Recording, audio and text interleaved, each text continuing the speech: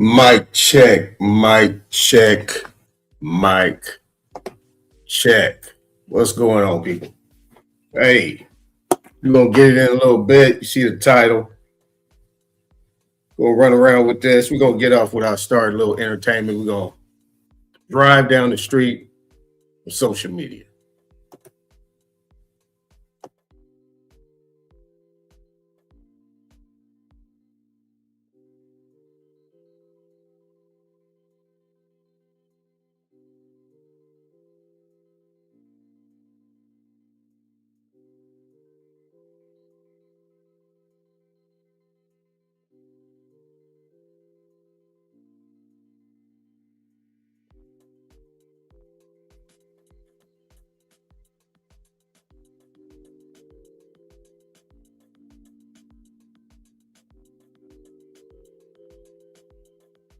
A barber from Alabama opened a shop on Market Street in southeast San Diego. Willie Morrow. By the 1970s, that barber shop was where deals got made, where politicians talked, where the San Diego Chargers got fresh cuts. Michael Jordan sat in Willie's chair, same chair where everyday people from the neighborhood sat. But Willie Morrow wasn't just cutting hair. He looked at the tools barbers used on black hair and realized nobody's making instruments that actually work.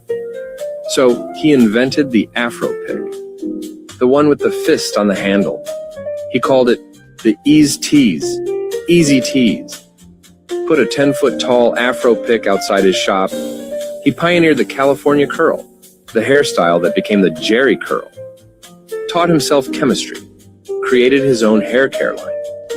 In the 1970s, the U.S. Defense Department had a problem. Military barbers didn't know how to cut black hair. So Willie got a contract, traveled to bases worldwide, cut hair in combat zones, wrote the manual teaching thousands of barbers. He took the money and bought the building where his shop sat. First floor, barber shop. Second floor, San Diego's first black radio station, 92.5 XHRM. In back, the San Diego Monitor newspaper. All owned by a barber from Tuscaloosa who never finished college. Willie Morrow built a multi-million-dollar company, but San Diego banks refused to give him loans. Every single one. So he did it all from cash flow. No bank loans, no investors. His business manager said, "We ought to have a $2 to $3 million line of credit." Instead, everything has been done out of cash flow.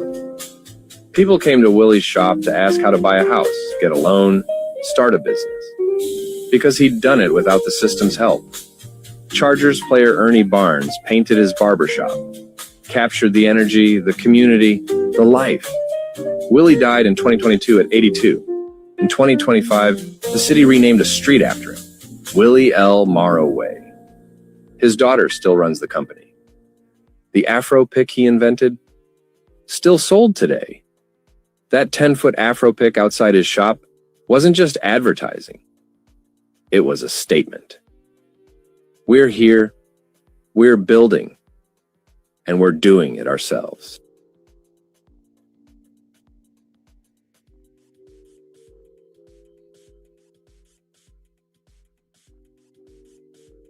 Food again.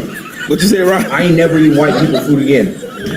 This shit is crazy. Greens, that cornbread, whatever the fuck. Yeah. In the war, I still wait. Hi.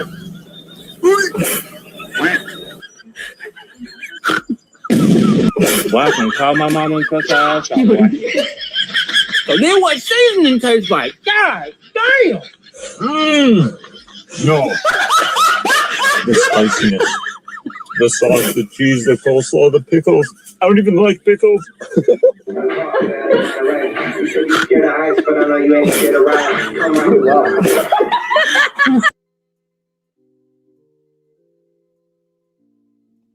You know when somebody get to waving that fork and start talking, you know, that shit is smacking.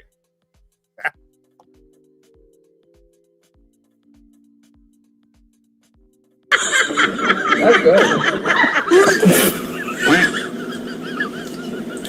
Oh, wow. Wow.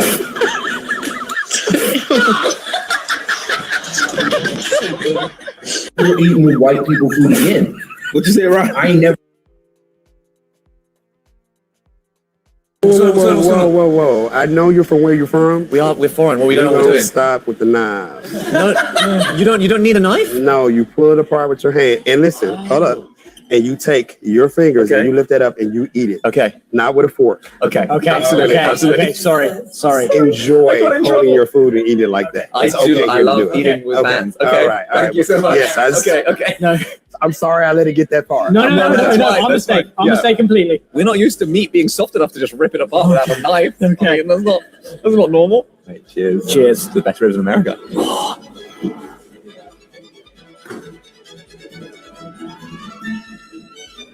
Oh my gosh. Oh my gosh. Wait, what? Goodness. We gotta run that one back. Hold on, let me. Man, this was some man. I was laughing for 15 minutes on this. It is the most. That's not normal. Right, cheers. Cheers to the best ribs in America. Look at their eyes. Oh my gosh. Oh my gosh. Wait, what? It is the most succulent meat with the most beautiful glaze. Can you see how cleanly that's come off the bone? You see that? I'm sorry, I completely lost for words. In America, beef sausages are the most common sort of hot dogs and sausages. How do you like this? A bit beef sausages. That just looks wow. Americans really go big or go home. So this is a beef sausage that's been smoked, infused with some cheese, jalapenos, a lot of spices. The skin is really hard to bite through. Yeah. Oh, I love that skin. It cracks as you bite into it. That's the best thing. Oh my god. Much better than that Tesco, Yeah. Aldi, Sainsbury's. That is a good sausage. I don't even think I can eat food here anymore. What does that look like to you? Mud. For your first ever bite of Texas barbecue, I think we should try some burnt ends. Oh my god. That just melted in my mouth. Yeah. I can't even explain. It's absolutely sublime. That's really good. So it doesn't taste like mud. No. Wow. I can't even describe it. Perfect. That is so good. It is like steak but smoky. My eyes are watering. I've not eaten all day and it's probably the best thing I've ever eaten. What age can you legally move to America? Why is it called if it's tea? Looks like a Coke, doesn't it? I'm very reluctant. Is this your first ever iced tea? I know, right? We haven't experienced life yet. Honestly, let's be chill. That's nice. That's proper nice. Yeah. Iced tea is so good. Oh my days. Really sweet. I really like it. You know what? I think that's better than hot tea. A lot better. Wow. If I gave this to my mum and dad, if they didn't like this more, we would have problems. Oh. Oh, that's so good. It's, You're finishing that my already. days. That end is going to be bouncing off the walls. What does that look like to you? Like a burnt steak. It's like a huge raisin. No, what is that? That looks lovely. This is brisket. Oh my word. Just look at the juice coming out and you just cut it. It is slow cooked for over 16 hours. Yeah, I'd rather go Mackey's. Oh, Look at that. Look at that. Oh my days. Is that fat? it is. But that fat, it's not like steak fat, right, where it's a bit chewy and you might want to cut it off. It is rendered down, so it's all soft and melting. It melts in your mouth. Are you lying? He's not lying. That was amazing. My mouth's mesmerized. That's lovely. I've literally never tasted anything like it. It's like steak times Melts in my 1,000. mouth. Those fatty parts makes it so much better. The guac is the best part. Why don't we have this in the UK? I don't think anyone's that patient to wait 60 pounds. You did say I'd rather have a Macca's. Is that still your opinion? Maccas in No, I would definitely go this. Today, we're going to try Texas barbecue. Wowza. Call that the Rolls Royce of barbecue. It is just gorgeous. Oh my god. It's so heavy. Oh, careful, you won't spill over. What is that? It looks like something out of the Flintstones. Look at the size of it. Oh my god. Yeah, but that is incredible. That's not funny. What do you mean? Not your joke. I mean, the meat, that can't be that good. Okay, I'm going in for a whole bite. Oh my god, please stop crying. One of the best mouthfuls of food I've ever had. Is it the best? I can't think of anything better. I am sharing the best meal I've ever had with Josh. Our wives are going to be furious. These are the sides. I couldn't think of any better. I couldn't think of any better. They getting some of that good soul food. Oh man. Somalians, you come down to Miami, there's little Haiti, little Havana. I'm pretty sure areas in Atlanta, they got these little hubs where it's just, you know, these other groups of people, Arabs or whatnot. And I think the biggest thing is they're not concerned about these people. They're more concerned about when we come together. So they have no problem giving them the loans or whatnot. It's almost like, I posted it today about the Cuban Refugee Act in Miami, and how when the Cubans came over, they just started handing out loans, business loans, housing loans, job employments, things that, you know, the Black Americans in historical Overtown were standing outside for, waiting around like, dang, we can't get any, you know, public government, some type of government funding, but you're giving it to these people who just been here for 5 years, and they got banking, they got housing, they got communities set up already. So it just goes to show that their agenda for them is different than our agenda. We have two different contracts. And that's it. You already cooking. Hood Smart, your overall POV is very, very interesting, right? Being from Miami, foundational Black American, that doesn't really get highlighted. When people think about South Florida, Miami, and they think about all the Zoes, and they think about Cubans, everybody else, Jamaicans, Bahamians, but Black people, Black Americans always get overlooked in that city. But then to your point, we talk about Harlem of the South, Overtown, Liberty City, where Black people built the railroad systems there that made the city what it is today, but y'all don't get highlighted. If you can, brother, man, just shed light on Black Americans' contributions to what we see Miami as today. Well, you know, like I said earlier, at our expense, they will sacrifice our culture and our history to make a stance of why they belong in America. So oftentimes they would try to erase or change the narrative that we're the foundation. So I don't care where you're at in the US or what city, what town, Black Americans are the foundation of that area. And Miami's no different. So, you know, communities like historical Overtown, the community that I'm from, Coconut Grove, these are areas that predominantly Black Americans built. You see what I'm saying? Historical Overtown was known as Harlem of the South. It was a very vibrant community that we built, you know, businesses, lounges, smoke houses, just, you know, just clubs, just a time where Black people could just go and just chill and have their own. Was infiltrated by I-95. They built the highway, and that's pretty much destroyed the neighborhood. And then from then, like I said, the Cuban Refugee Act started coming in, and then all these other groups of people, Haitians, started coming in, and they just kind of start undermining what we've built and what we've done, because, you know, like I said, their agenda and our agenda are two separate agendas. And it's so where we work to live and live to work, where we spend hundreds of thousands on. Welcome to America, where we work to live and live to work, where we spend hundreds of thousands on a home that we barely get to step foot in because the hours we work to pay for it keeps us away from it, where we buy a car just to drive it to a job that barely pays enough to keep the gas tank full, where our healthcare system will bankrupt you faster than the illness can kill you. We're getting sick is the business motto, and the cure is priced like a luxury. Welcome to America, where the food is fake, the water's tainted, and the air we breathe is up for sale, where the richest 1% own more than the bottom half combined, and they still tell us to work harder, where we chase the American dream only to find out it was designed to stay out of reach, and every time we get close to the finish line, they just inch it a little further back, where school doesn't teach you how to live, just how to obey, comply, and clock in, where education comes with a lifetime of debt and the diploma is nothing more than a receipt for money that you ain't never gonna see again. Welcome to America, where we pay taxes to keep the lights on in government buildings we ain't never even allowed to enter, where your rights are written in pencil and erased when it's inconvenient, where justice depends on your income and the law bends to the highest bidder. Welcome to America, where they tell you if you don't like it, then leave, without realizing we had ties to this land before there was even an America, where your labor is valued, but your life is disposable.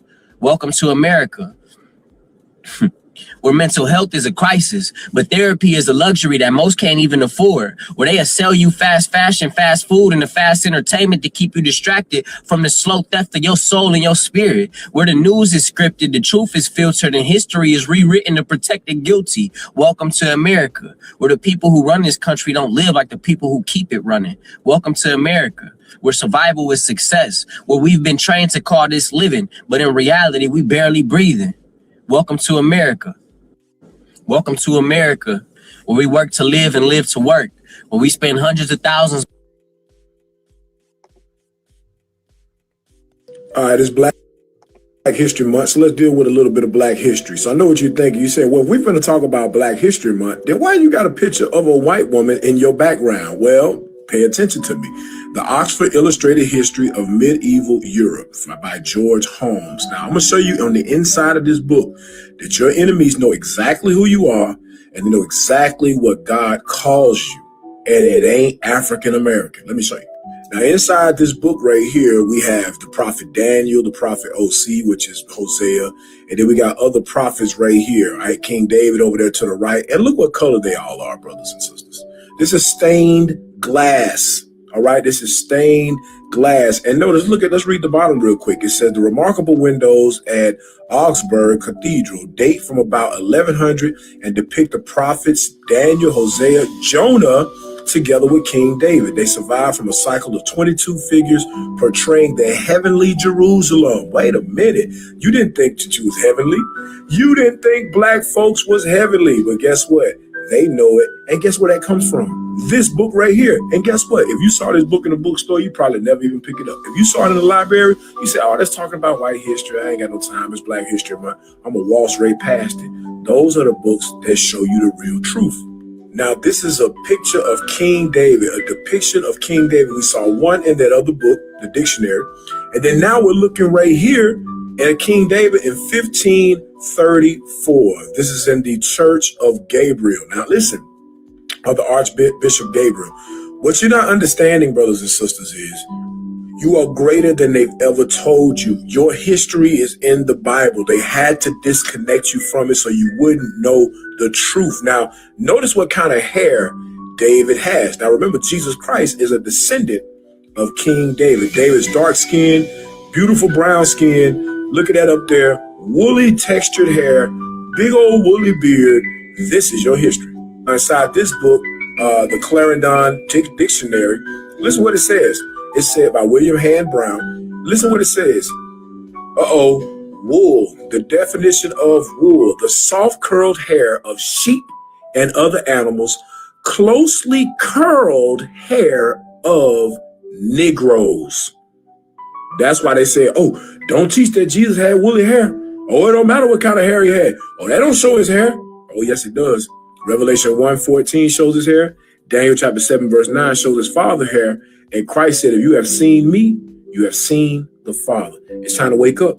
You are the children of God, and they kept it from you. How about that for your Black History Month?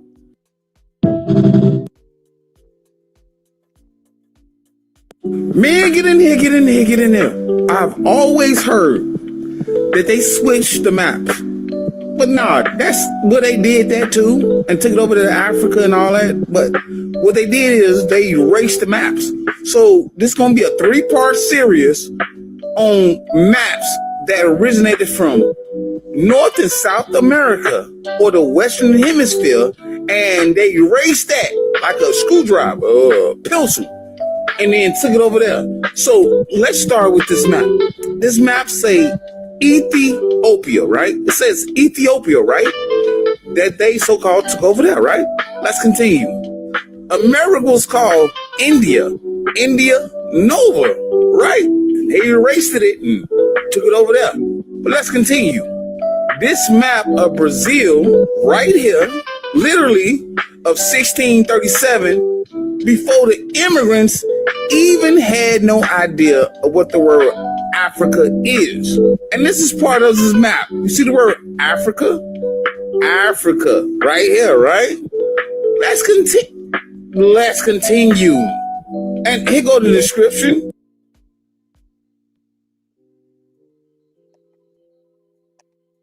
If you would like, Now, this map of North America, 1718, Louisiana Territory, have the word Ethiopia. Now, I know you can't see it, but you're going to look it up for yourself. I gave you the source, it says Ethiopia. Now, we have a biblical map with all the biblical names in North America. Before they took it over there, start calling themselves the biblical peoples. The biblical peoples of the goddamn Bible. Let's continue. The word Ghana was first appeared in the Americas. Man, get in here. I've always heard that they switched the map, erased the maps. So this map took it over. The word Ghana was first appeared in the Americas. As you can read right here, where they took it over there and started calling themselves Ghana with these damn Africans. Let's continue. Read for yourself. Now, pay very close attention. See the word number 3, Old Testament map of Palestine contains large copper scale plates of the map of each state and territory in the United States. Now watch the sneaky-ish that they did. Now it's Palestine in the New Testament map. The New Testament. Watch this. Old Testament, United States. New Testament of Palestine, right? Which, this is my boy, the original Palestinians. So who is these peoples that's white, that's fighting each other for his land? Let me know in the comments. But I say this to say this. The Western Hemisphere lands was part of the East Indies, what we call Indians. Before Christopher Columbus, come on, bro. Before Christopher Columbus, come on, what is we talking about? What is we talking about? Part 2 and 3 coming with more maps that everything over there called founded, right? When you start looking at the founded, whatever here, before the immigrants came and saying, oh, we hate these peoples and we hate these peoples and we about to erase their history. We hate them so much. We're about to take it over there and create it. That's what you own. All right, okay, I got you. I got you. But if you'd like to donate $1, I greatly appreciate it. Nah. Good morning. All right, so I found something else that's interesting. This is probably why everyone's so gung-ho. I'm going to save that one.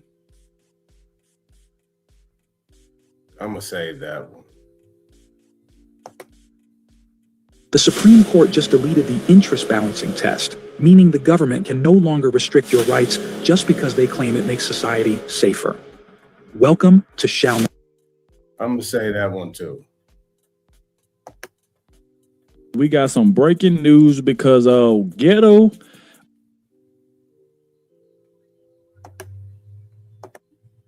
Some more breaking news that you might be interested in from this book from 1835. A multitude of languages exist in America, which may perhaps be reduced to 25 radical languages and 2,000 dialects, but they are often unlike the Hebrew in roots, words, and grammar. They have by far, says the author, more analogies with the Sanskrit, the ancient Chinese, Celtic, Basque, Pelasgian, and Berber. The Pelasgian Berber. Interesting. Oh, in Europe. Okay. Libyan, Egyptian, and Africa, and the Persian Turnan, and etc. Also in Europe, or in fact, all the primitive languages of mankind. This we believe. So apparently all the languages of mankind were found in the Americas. Now, let's get to this very interesting part right here. The Americas cannot have sprung from a single nation because independently of the language, their features and complexions are as various as in Africa and Asia. We found in America white, tawny, brown, yellow, olive, copper, and even black nations as in Africa. Also, ready for this? Dwarfs and giants. Handsome and ugly features, flat and aquiline noses, thick and thin lips, and etc. among the Jews is also a great variety. Now, this is what you're really going to like. Reverend Smith of Poultney, a few years since, published a work entitled A View of the Hebrews, in which he labors to establish that the American Indians worshipped but one God, the great Yahweh, or Jehovah of the Sanskrits. This is vehemently opposed by philosopher Ravinsky as follows in the reply to him. You say all Americans had the same God, Yahweh, Yahiwah, Yohiwa, not Yehoshua, not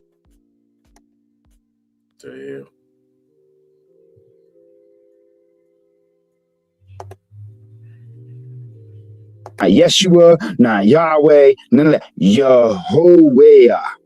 This is utterly false. This was the god of the Choctaws and the Florida Indians.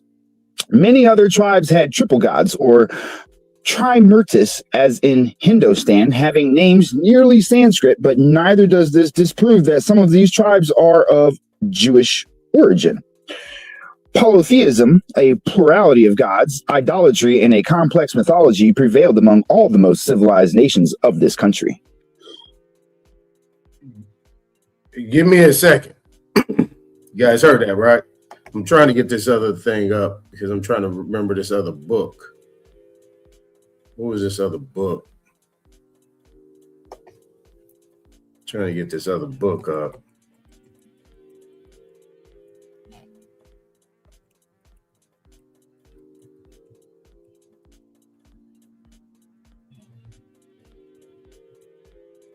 What was this other book? There it is. Got it. All right, let's get back to it. All the ancient religions were found in America, which have prevailed in the old world in the earliest ages as theism, Sabaism, Magism, Hinduism, Shamanism, Fetishism, etc., and no Judaism.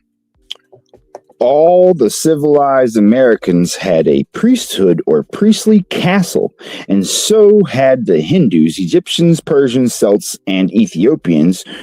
Were they all Jews? Excuse me. We got some more breaking news that you might be interested in from this book from 1835.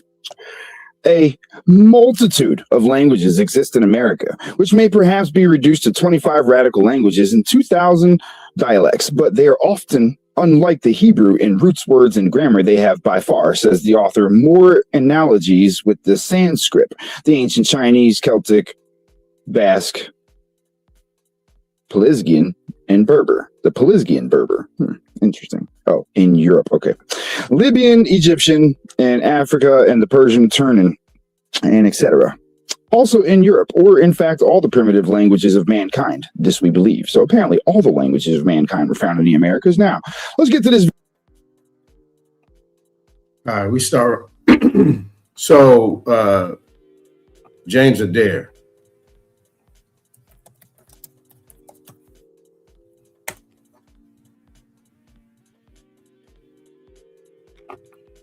At this time, this is 1775. So this 1775, James Adair comes out with this book. Now, during this time, his main focus is on the southeastern tribes, right? Because 1775, you had the Treaty of New York, where George Washington had made the proposal to the Creek and the upper and lower and the Seminole Creek nations. 1775. So you see exactly how long these people been around studying us.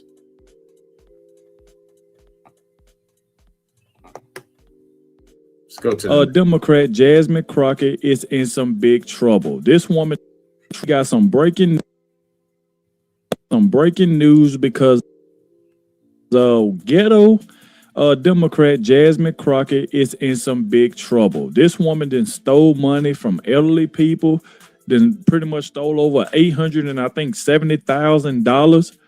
I mean, this is crazy. It said the FEC confirms investigation into Jasmine Crockett over Act Blue campaign donations. See, she thought this right here wasn't going to come out, and I told y'all plenty of time. That's the reason why AOC, Jasmine Crockett, all of these people who've been stealing money, all these Democrats who've been stealing money and stuff like that, that's why they was going crazy, because Elon Musk was going to find out everything. That's why she was threatening Elon Musk, wishing death on him. I mean, just saying stuff about Ted Cruz, talking about he need to be knocked over his head. She insulted Governor Abbott, calling him Governor Hot Wheel because he's in a wheelchair. This woman has just been terrorizing everything, just running her mouth nonstop. But we definitely finna go ahead and dive straight into this. Please hit the like button, subscribe to the channel. That way y'all can stay up to date with everything that's going on. And shout out to the ones who always stay to the end, because this video right here, everybody that's watching, I want you to watch this entire video. I don't want you to miss out. I want y'all to find out exactly what just happened. That way you will know everything that's going on. I think this woman days in Congress is pretty much over, especially after this. But before we get into the article, I want to jump into like some of the reports from people on Twitter so y'all kind of see exactly where we're going with this. So without further ado. Yeah. Gotta slide that in there.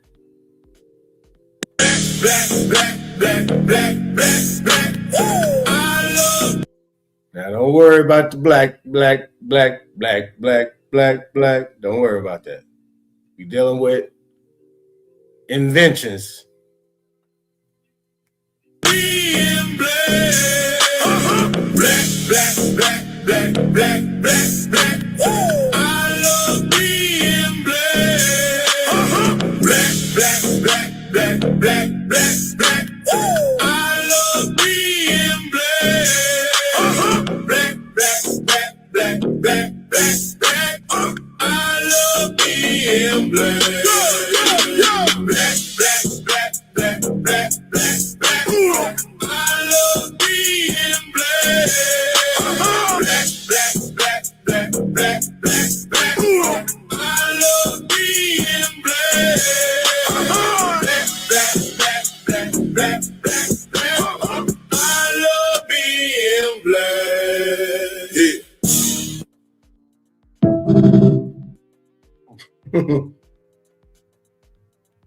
What if Black Americans discovered historical documents proving Washington, D.C. was built on Nacotchtank tribal territory belonging to Black indigenous people?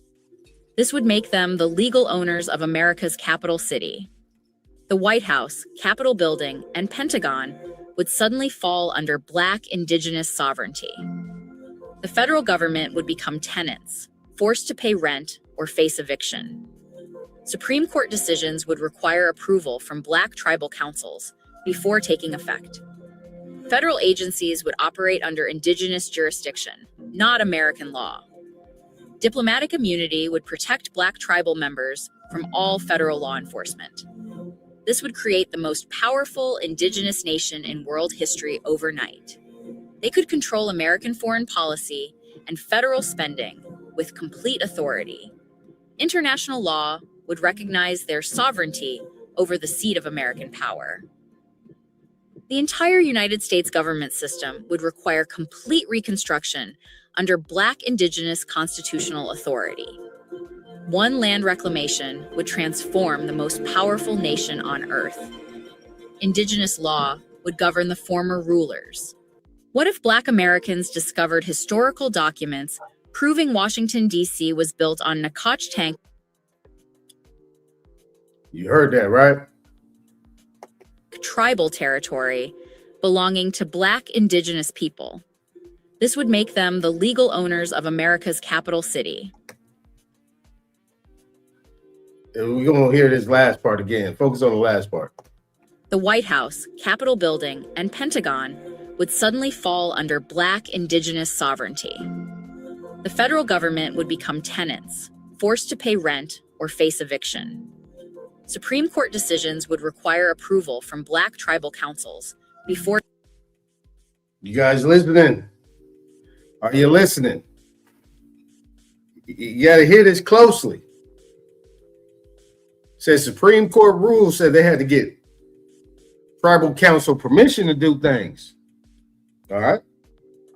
We're gonna run it back one more time. Or taking effect. I'm kind of listening to this for the first time, just like you guys are. I heard parts of it. I just copied and pasted.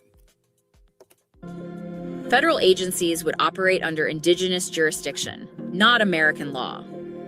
Diplomatic immunity would protect Black tribal members from all federal law enforcement. This would create the most powerful indigenous nation in world history overnight. They could control American foreign policy and federal spending with complete authority. International law would recognize their sovereignty over the seat of American power. The entire United States government system would require complete reconstruction under Black indigenous constitutional authority. One land reclamation would transform the most powerful nation on earth. Indigenous law would govern the former rulers. What if Black Americans discovered historical documents proving Washington, D.C. was built on Nacotchtank tribal territory belonging to Black indigenous people? This would make them the legal owners of America's capital city. The White House, Capitol Building, and Pentagon would suddenly fall under Black indigenous sovereignty. The federal government would become tenants, forced to pay rent or face eviction. Supreme Court decisions would require approval from Black tribal councils before taking effect. Federal agencies would operate under indigenous jurisdiction, not American law. Diplomatic immunity would protect Black tribal members from all federal law enforcement. This would create the most powerful indigenous nation in world history overnight. They could control American foreign policy and federal spending with complete authority. International. Okay. Okay. Just something that's interesting. Just sharing is caring. That's all we're doing. Sharing is caring. But not for caring. Not be. The Supreme Court just deleted the interest balancing test, meaning the government can no longer restrict your rights just because they claim it makes society safer. Welcome to Shall Not Be. We look at the history they want you to forget so you can see the future they're planning. For decades, judges used a shell game to uphold bans, weighing your rights against the state's interests. But the new Bruin standard changed the game. If a law didn't have a well-established tradition in 1791, it is unconstitutional today. Should a modern politician be able to outvote the intentions of the people who built the country? This forces the government to go back to the archives, and they're finding nothing. No historical equivalent for sensitive places or magazine limits exists in our founding era. Why are they so afraid of a legal test that actually respects history? Because it strips away their ability to invent new restrictions based on the crisis of the week. It turns history into a legal weapon for the people. What happens to the administrative state when it finally has to answer to the founders? The Supreme Court just... All right, so we're about to transition into where we're about to go with this. So, here we go. Certain birth certificates. So, as I read, all birth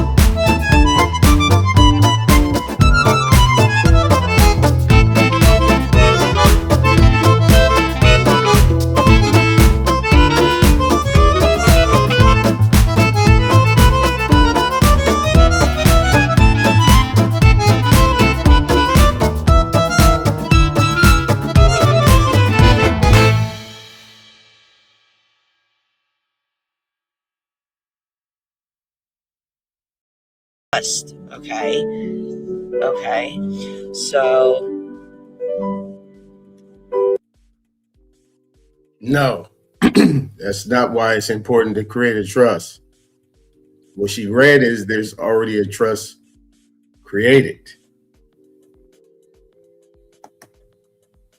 About the DMV, you can Okay, the DMV, well, actually any code in which you have to pay a fine. A fine is a tax. A license is a tax. Registration is a tax. It's a tax for use. When you do registration, that's a tax for use. Since the people are the government, why can they be taxed? How can they be taxed? There's no way they can. It's only if you're a slave that you pay a tax. you say it's illegal. So no, it's not illegal, it's unlawful. Okay, you have to know the difference between legal and lawful. Okay, legal is anything that has a code to it, a statute. Those are all legal terms for legal purposes. Lawful is the fact that you are the law. So if you are the law, how can they apply that to you unless you break any one of the 4 laws? Okay. Okay. Take a note. 4 laws. You have a tort. Tort is Tort. T-O-R-T. Is the damage of person or property, including killing. That's the first law. Second law is breach of peace. Breach of peace. Second law. So if you're very loud, if you make a statement, there's a fire in the movie house and there was no fire, that's a breach of peace. Anything where you're very loud, that's a breach of peace. Okay. Trespass. And a lot. Trespass. Most people understand trespass. That's if you got a piece of property and they trespass over your property line, okay, without your permission. That's a trespass, and they are guilty, and they can be picked up. But there's also a trespass of case, trespass of person, trespass. There are a lot of trespasses, and at any time that they are encroaching something on you that you do not will. So if you go to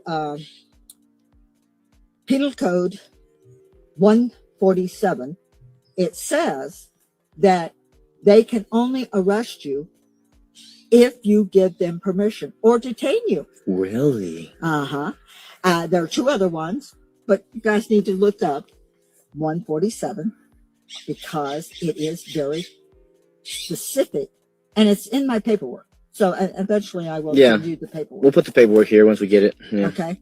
And so that is when you have to worry about it.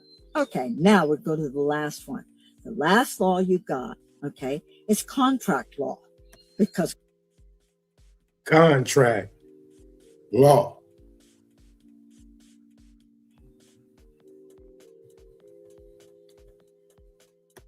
Contract is something that was even in common law.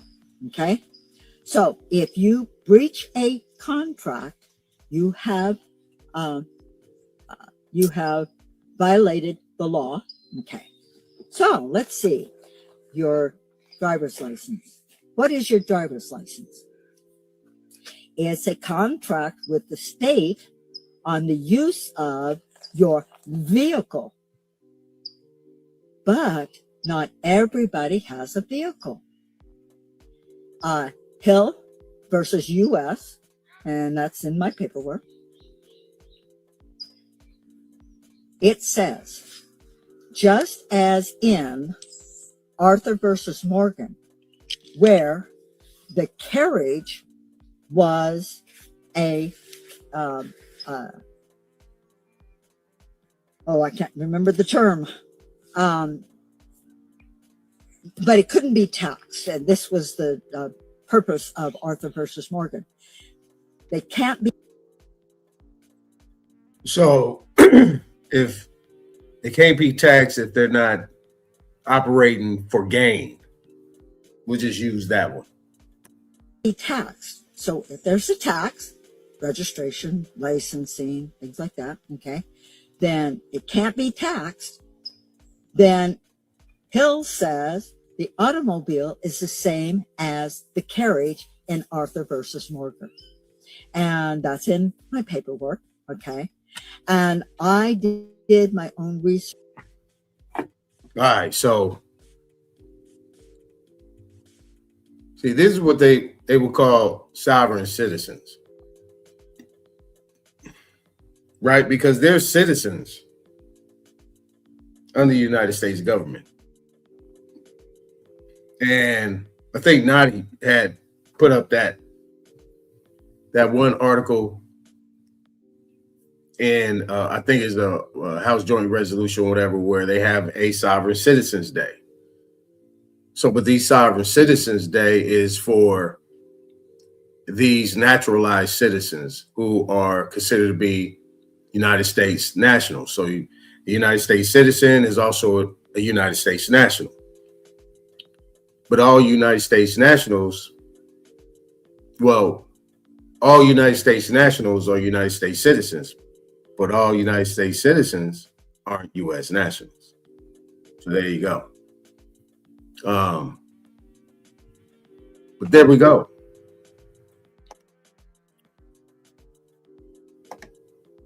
We're going to remove that. And, you know, I put the topic on here for, you know, dealing with what is it to consume, you know, plus or minus, right? You know, is it good? Is it bad? Is there a remedy within that? There we go. Right, but a lot of these things and a lot of these issues, like you see that lady that was talking, are more for them. You see what I'm saying? More for them. What up, Nate? Nonetheless, what up with it? Just putting the people up here that just got here while I was putting these on. Naughty. All right, so look. Under the circumstances, right? What is it to consume? And you're dealing with the 4 laws of what she had mentioned, right? I mean, we have instruments within the United States government structure. We have more control over those instruments than what you would consider to be a naturalized citizen to have, right? Because we're not naturalized citizens. We're not, because we never actually did the process of what these people that come over from somewhere else to North America to actually become naturalized as United States citizens. We have never taken no oath. We have not really pledged allegiance under full disclosure. I mean, yeah, we did that when we stood up, put our hand on our heart in elementary school back in the day. And we said that within the public school system. But not necessarily in the sense that it made us United States citizens. I think it was United States citizens by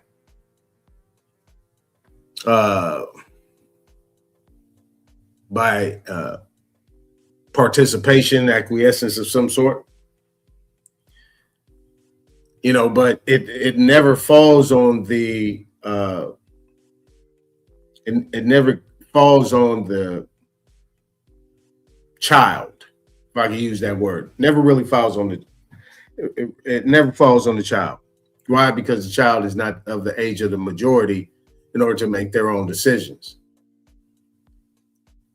So under those circumstances, that falls on the one that's actually the custodian of that child. And I'm saying custodian because that's how it's defined in under the Hague Convention and child support. They use these terms under the enumerations and the labor laws because it all falls under those same pretenses. Now, when you get into, and you guys can hit the panel whenever. I think it's pinned in the chat. You guys can hit the panel whenever. I'm just gonna run my mouth. I thought it's pinned at the top. But under the circumstances, when you're dealing with all these situations in our everyday life, everything is the last one that she said, contract law, right?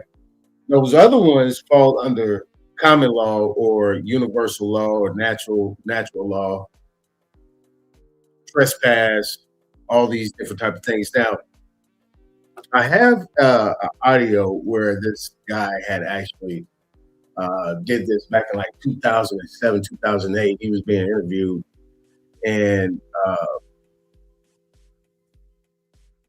the guy asked him a question about can there be a tort absent a contract? Or can there be a tort in a contract? Let's say if you're an employee and you sign all the agreements, excuse me, clear my throat, but you have all these you have these things you have to sign. You might have NDAs and things like that.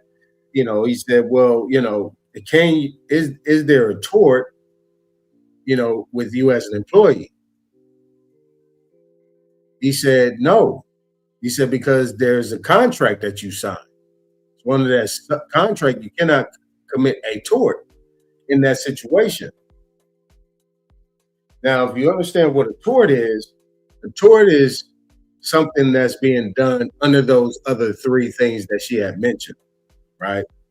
So under tort, that is what a tort is. Trespass, larceny, any type of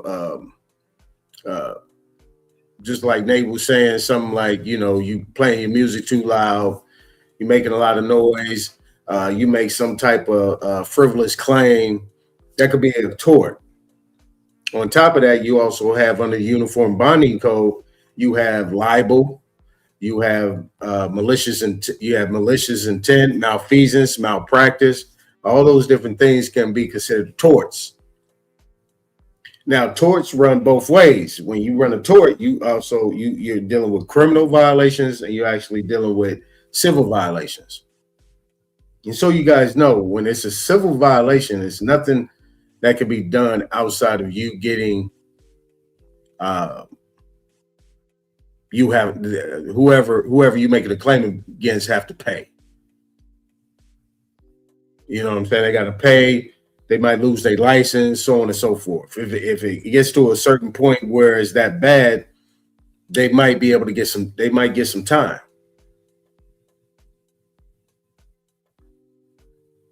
Right? Because that's when you can file a tort claim absent a contract. So let's say that you think you have a contract, but it's not actually a contract. Might be an adhesion contract at best. Adhesion, ADHESION. Or you have something where you have some implied contract where you think it's something, but it's something else. They also call it a resulting trust. And under those circumstances, let's say a mortgage. A mortgage is the easiest thing to break down because it's something where, just like I put the video of what the young brother was doing, like a spoken word on Welcome to America, where you are actually working so hard to pay for something you can't enjoy.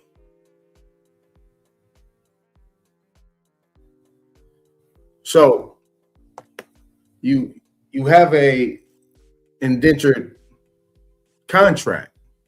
Why is it an indentured contract? Because as we know, dealing with the history that we talk about all the time, there's two things we have in here in regards to what they consider to be slavery. You have enslavement, which is forced, and then you have indentured servitude, or you have indentured slavery, where it's voluntary, where you agree to go into slavery over a period of time. You would then get an indentured contract. Now, I'm going to show you what an indentured contract is, and I'm going to show you exactly what it looks like. But under the circumstances, when you get into these different type of agreements, or what I would say it's an agreement. These agreements haven't been fully disclosed. Now, under these agreements, like a mortgage, because I use a mortgage because that is when somebody gets the house for the first time, they might shed a tear. They're going to be definitely happy, excited, probably first time married, they had their first child. They need to get a house, get bigger and stuff like that. They really have put time. They didn't work their ass off to get time to be able to put some money down on the fact that the bank is going to loan them money in order for them to pursue their happiness, the American dream.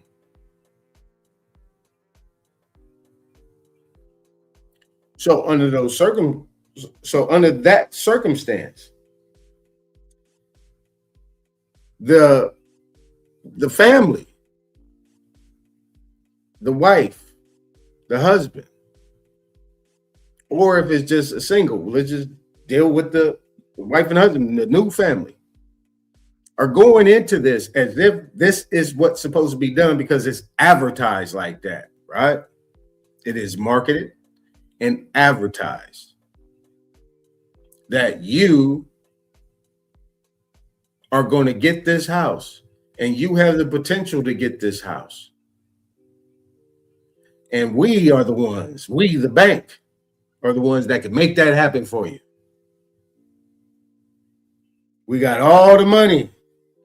Come to us. We will do everything in our power to make sure that you can get that house. And we're going to loan you that money, but under these circumstances. Nope. But the other half of the lane is you're buying the house.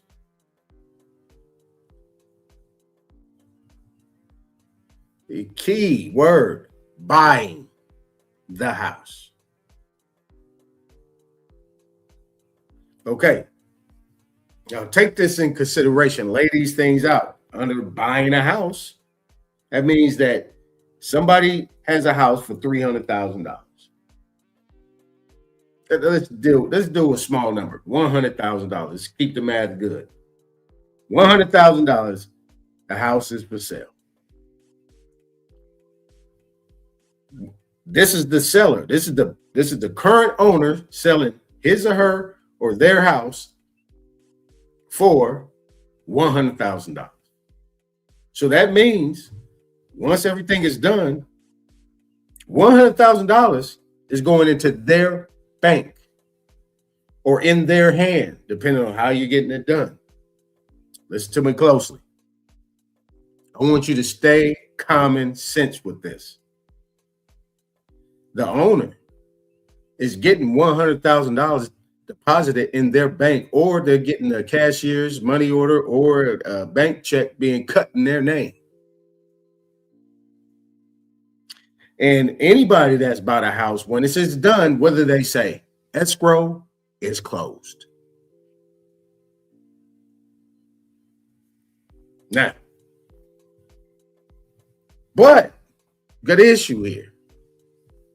You got a financial institution / bank that says that we, in order to get that money, unless you ain't got $100,000 in cash and you coming to me to get money to purchase this house,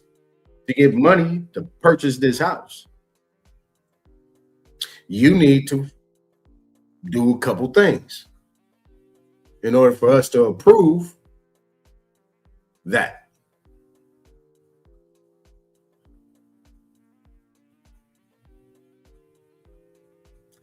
And under the circumstance, you say, okay, well, so what do I need to do? Well, first of all, we need to get some ID. We need your date of birth. Need some form of ID, preferably driver's license, any state ID card, so on and so forth. And we need your social security number.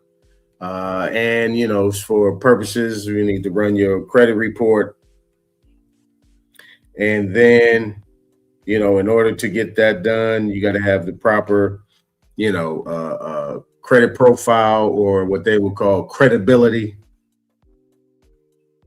And after that, we're going to need to see your W-2s or your tax returns. You had to make sure you file 2 years of taxes. You have to, you know, have maybe a credit score of, you know, let's just say you're a first-time home buyer. You need a credit score of, you know, 580 to 630, preferably 680. You need to, then we need a couple of references. Yeah, we need a lot. You're going to have to prove to us that you have this much credibility in order for us to lend you anything. But guess what we need? Date of birth and name. We need a social security number. And we need to make sure we can check your credit report. Now, under those circumstances, that falls under consumer law. All of that falls under consumer law. Now, you didn't come here to be a consumer. You came in here to purchase you came in here to purchase land and home because that's what you want to do. You didn't come in there to give up your whole profile. Now, Title 15 of the United States Code, you got Code of Federal Regulations, and let me just be real brief with this. The Code of Federal Regulations is what they call ECFR, lowercase ECFR. Those are Treasury regulations. Your Code of Federal Regulations are Treasury regulations. The United States Code is your enforcement. Those are enforcement codes. Those are like penal codes. But they have various depending on what avenue and branch that you're in regard, not branch, but what avenue you are in dealing with this, right? Title 12 deals with banking. Title 15 deals with consumer law. Title 18 deals in criminal code. Title 42 deals in civil law. And then you have these other codes, 1 through 5, 1 through 8, that actually deal with, you know what I'm saying, dealing with the government and their duties and responsibilities. So we usually focus on Title 12, Title 15, Title 18, Title 42. Okay, so under those circumstances, right, you got the Truth in Lending Act, you got the Real Estate Settlement Procedures Act, you got the Fair Debt Collection Practices Act, and you got the Fair Credit Reporting Act, right? Under Title 12 is dealing specifically with the Federal Reserve Board. So the Federal Reserve Board is Title 12, right? Or the Federal Reserve Act. Every one of these codes that have been codified through the resolutions that have been approved by the Senate and the House in order to make sure that, everything has been approved. And these acts are the ones that make it happen. Real Estate Settlement Procedures Act, Title 15, Title 12. 12 CFR, Truth in Lending Act, 12 CFR, 15 USC. You have all these different codes. Fair Debt Collection Practices Act, Title 15, 1692. Fair Credit Reporting Act, Title 15, 1681. Payment, Title 18, Debts, Liabilities, Obligations, 18 USC, subsection 8. Also dealing with Social Security, Title 42, subsection 408. And you got the you got Title 4 and all these different type of things dealing with Social Security.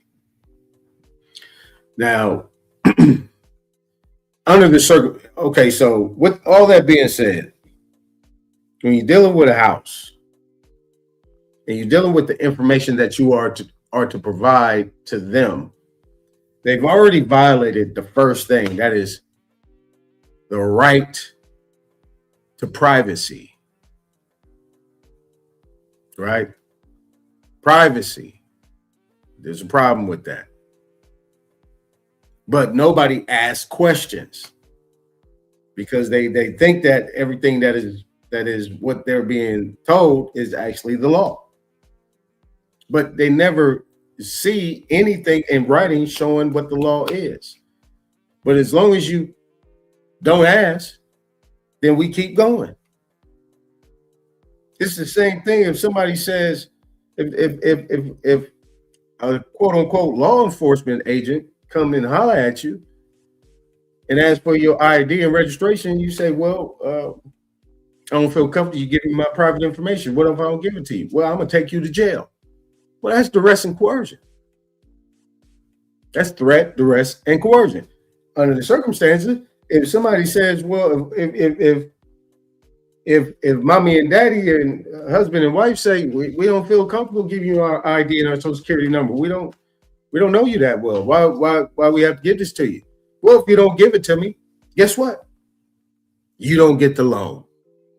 Oh, so I don't have a choice. Nope, you have no choice. Bingo, you got him right there. You're telling me that there's only one way to do this. So you pretty much got me cornered. Do I have any other options? Nope, no other options. That's TDC. TDC.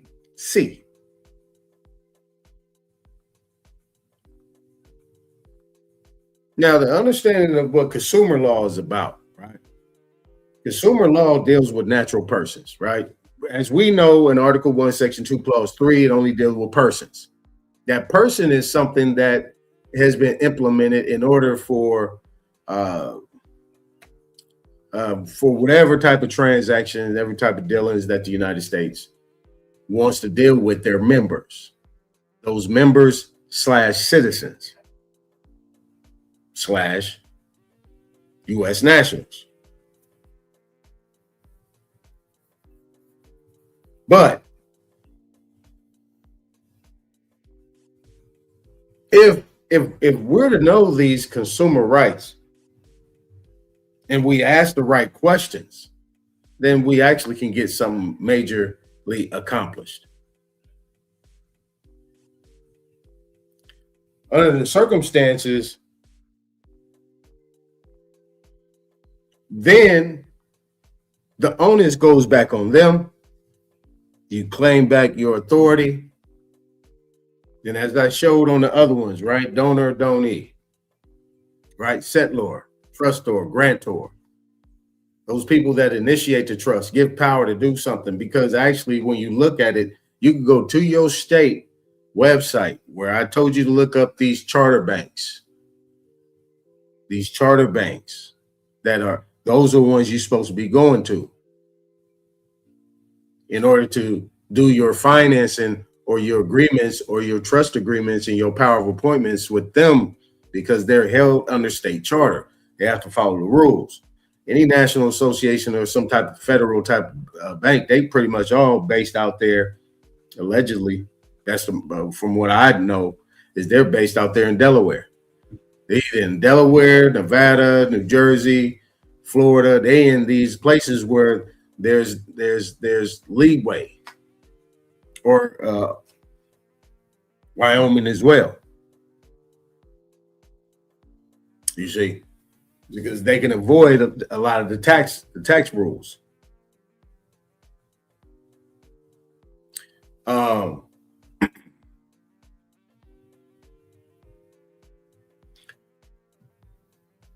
Now, once you're able to ask the specific question, so let's do a rehearsal. Now, this is just entertainment, education. You know, this is entertainment, right? Let's say that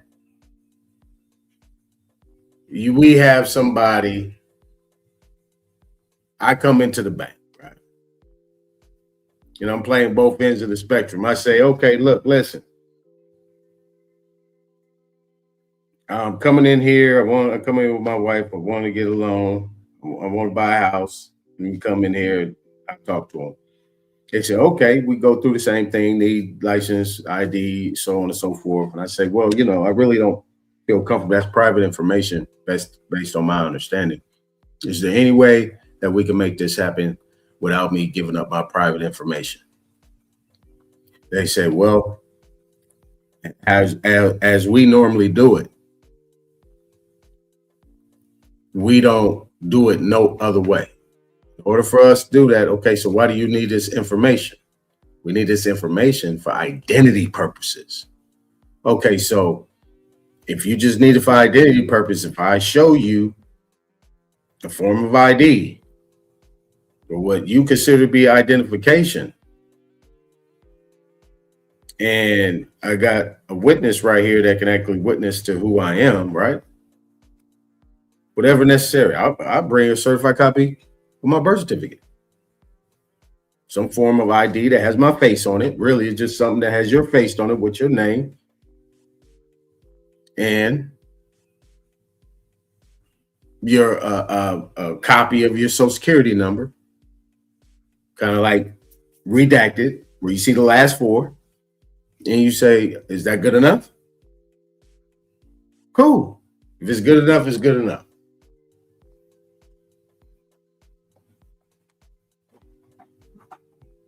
So under the circumstances, we say, okay, well, how about this? Well, we need to run your credit report. We need to look at these other things. And I say, well, why is that necessary? Really, all you should be looking at is if I can pay it back. If anything. I mean, I'm not going really deep into the dive of, oh, it's not real money and all that. I'm not talking about none of that, y'all. What I'm talking about is the fact that we're dealing with a thing in regards to identity and identity protection. So I'll say, okay, yeah, you know, you loaning me money. I ain't talking about you loaning me money, or if I'm the creditor, I'm not talking about none of that. I'm just asking you, is there any way we could go about that? I show you the bread, right? Okay, well, we need to see that you pay taxes. Okay, you don't need to see if I pay taxes. All you need to do is see the W-2, the 1099 that's coming from that thing that, or you get a transcript. I can provide you a transcript, 4506T. This is my money. This is how much money my wife make. This is what we got right here. Can you get it done? Well, I need to know how much you make here. I need to know how much expenses you got, your debt to income ratio. I need to see it. No, you don't. You don't need to see any of that. And the reason why I do this is like playing hardball. Like, for instance, if you go to a car lot, you're not just going to just buy anything. You're not just going to take what they say. You're going to actually get what you want. You know how much money you got. You know how much money you want to spend. You know what car you want and how it's supposed to look. You're not going to sell me this when I want that. You're not going to try to get me in this and have me just because I want that. No, I already know what I want. So if I know the law, if I know my consumer rights, really more importantly, I know my consumer rights, and I know my consumer rights actually cannot be violated, because that consumer rights being violated meaning that they're going to trespass on me. Now you get into the other things that the lady was talking about. Now you get into your tort. If I know that, for an example, if I know my rights as a consumer, then I know I have equitable rights, and I know that I'm supposed to give full disclosure of everything. So if I got full disclosure of everything, then hey, I know that. They don't know that. The right to privacy. You look at your Social Security card, like when you first get it, got everything before you tear it off. Look at that thing that says specifically that when the Social Security Administration asks that for it, when they ask you for that thing back, you got to run it. Read it. They got to run that. They got to run that card. You got to run that card back. My bad. Somebody at my door. You got to run that card back. And they tell you this is private information. And they're saying it belongs to them. It's for your use. You don't own it.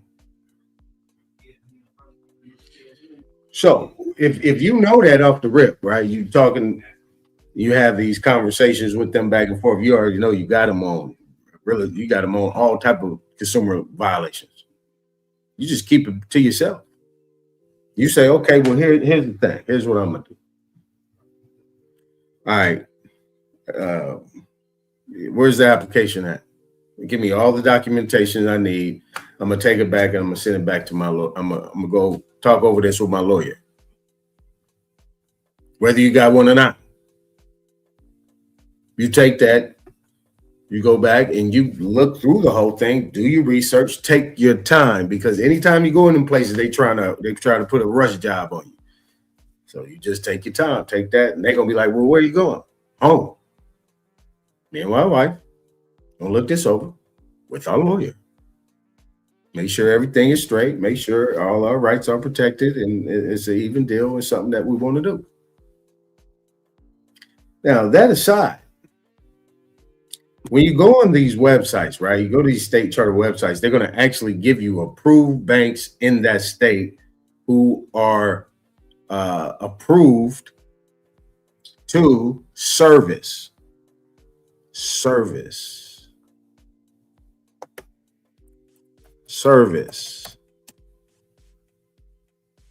home mortgage loans. That's what they're going to do. Home mortgage loans. HML. They're going to show you who is approved by city, county, all across the state. Now, if anybody's coming in there saying that they actually can provide you a home mortgage loan, number one, they already lied. They can't loan money. They service them. Number two, if they're not registered in there, you go straight to that site and you go look them up. If they're not registered in that state, they can't service home mortgage loans. I mean, they got some other shit going on, but nevertheless, that's in your back pocket. You keep that in your back pocket. So we just doing some role play here, right? Just entertainment. What do I know? So that's just a little extra icing on it. Now, the other thing is that last time I checked, unless you buying a RE/bank owned property,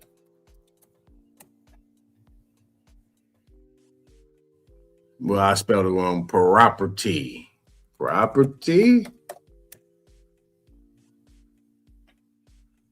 You're not buying that house from the bank.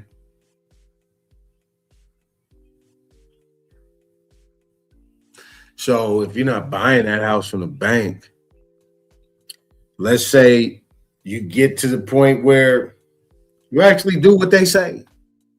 Give them the credit, all that stuff, social, all that stuff. You run the whole thing. You do it everything the way they say do it. And once they send you that pre-approval letter, we went through everything, ran your credit report, taxes, debt income ratio. This is how much you qualify. You qualify for $500,000. And they give you a pre-approval letter. Once you get that pre-approval letter, they already checked everything, income, all that. You and your wife can pay. Me and my wife can pay. We can pay. We can afford it. Everything is straight. We ready. What else do they need? So if you already pre-approved and they give you a pre-approval letter, pre-approval, that means you are approved for $500,000. So once you go find that house, they have to cut the check for $500,000. But why do we have to wait and open up escrow? Why do we have to wait for this and that and that and this, get it under contract, so on and so forth? My credibility shows that I'm approved for $500,000 for anything, not just to buy a house. They say, well, this is just to buy a house. No, I'm pre-approved for $500,000. Why? Because I can pay it back. So if I could pay it back, cut the check. Let's say it again. Cut the check. People say, well, hey, John, coach, what? Why? They don't have to cut the check right there. Yes, they do. Because I want you to cut the check. So once you cut the check, I can go find my house. You got to take my word. My word is my bond. I'm saying I need this for a house for me and my family. So you need to cut that check. No, you need to go find a house first. You can do whatever. That's not your business. You didn't run my social. You got my ID. You got all my information. Ran my credit, all that stuff. Got my taxes. You got everything. You got these letters of credit that I gave you. That's another conversation. You got all this information you got from me from all these different instruments, all these different applications to run my credit, application to get a mortgage loan, application for what I say, credit report. Or you got my tax returns. You got all these different instruments with my name on it. You can do something with that. See, but they don't know that you know. Now, I say this. This is the key. Now, this is just me. I'm just talking right now. But if you are pre-approved already, you did exactly what they said. TDC, right? You on the TDC. You already got everything that you did everything they said. Man, I gotta do this, man. Hey, right here, we gotta do this because they said if we don't do this, we can't go through the process to get our home, to live that American dream. We cannot get it. So we gotta give them what they want. So give them what they want. They say, you have been approved. Here is the pre-approval letter. $500,000. Cut the check. Well, we got to wait. We got to wait. What's up, big dog? We got to wait. What you got to wait on? We got to wait until you get a property under contract. Oh, yeah? No, I'm already pre-approved based on my credibility. I'm pre-approved. So now I'm pre-approved. Cut the check. Well, we can't do that. Oh, shit. All right. Well, okay. Damn. Now what else we got to do? Well, you got to go get the property under contract. You need to put 1% down, and all that 1% down is coming from escrow. And then the bank is saying, well, we got $500,000 for you, but you need to put 1, 2, or 3% down on that $500,000. For what? I'm already pre-approved for $500,000. You dig? I'm trying to give you guys some common sense. It's a simple conversation. If you know, you know. If you don't know, you ask questions. And if you know, they don't know you know. So ask questions. Now, under the circumstances, what's up, ACG? Think about it. Think about it. Think about it. Think about it. That's what I'm trying to share with you. Simple conversation. Now, what I'm going to do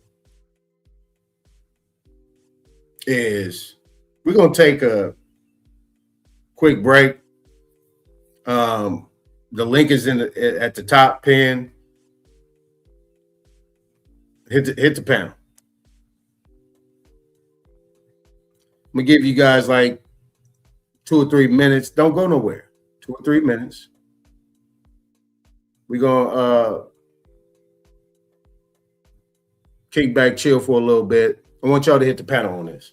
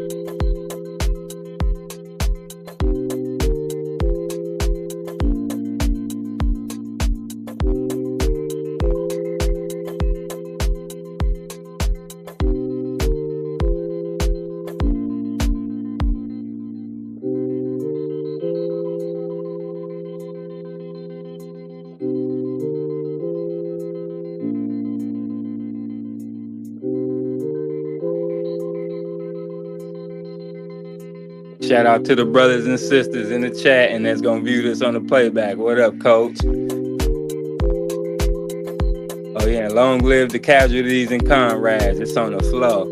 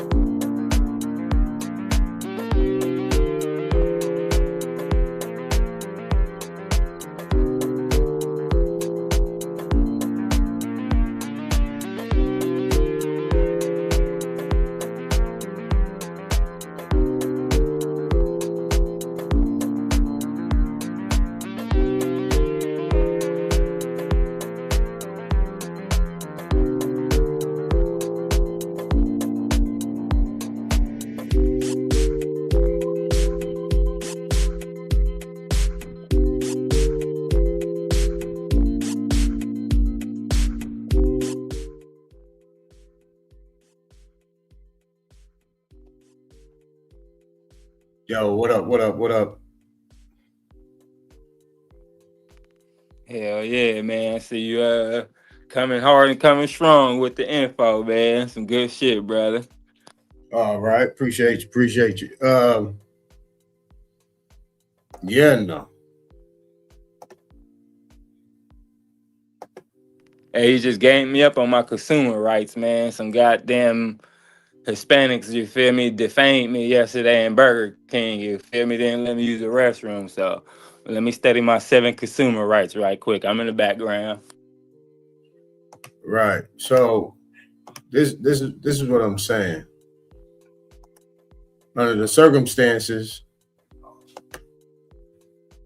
when you're dealing with consumer law, right? Consumer law is attached to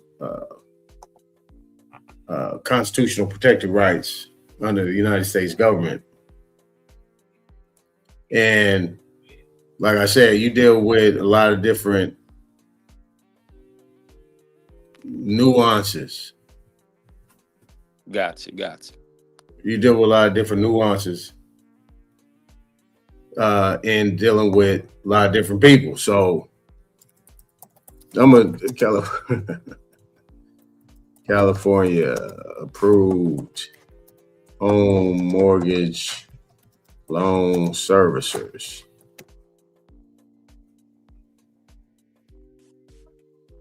Is that Healer? Healer? Nah,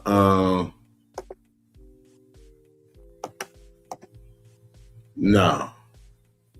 That's HML. Where is it? Where we at here?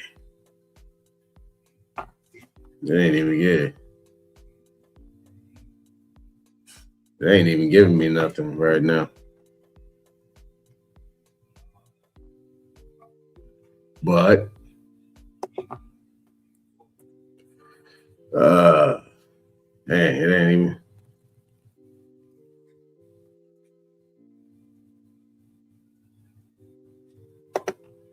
There we go.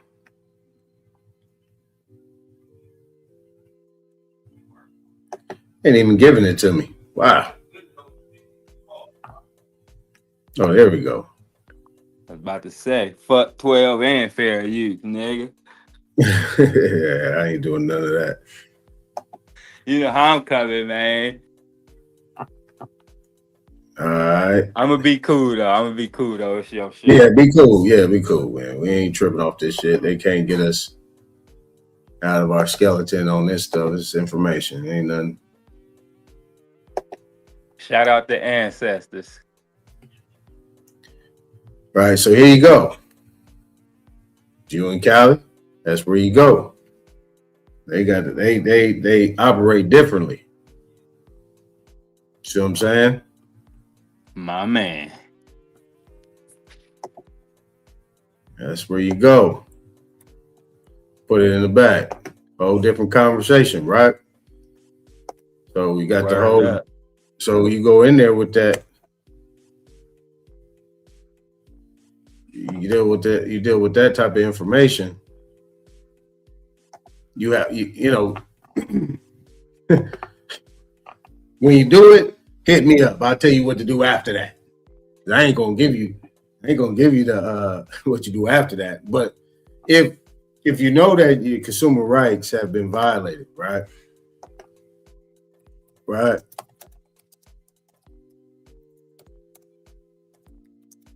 What is the power of consumer rights and law?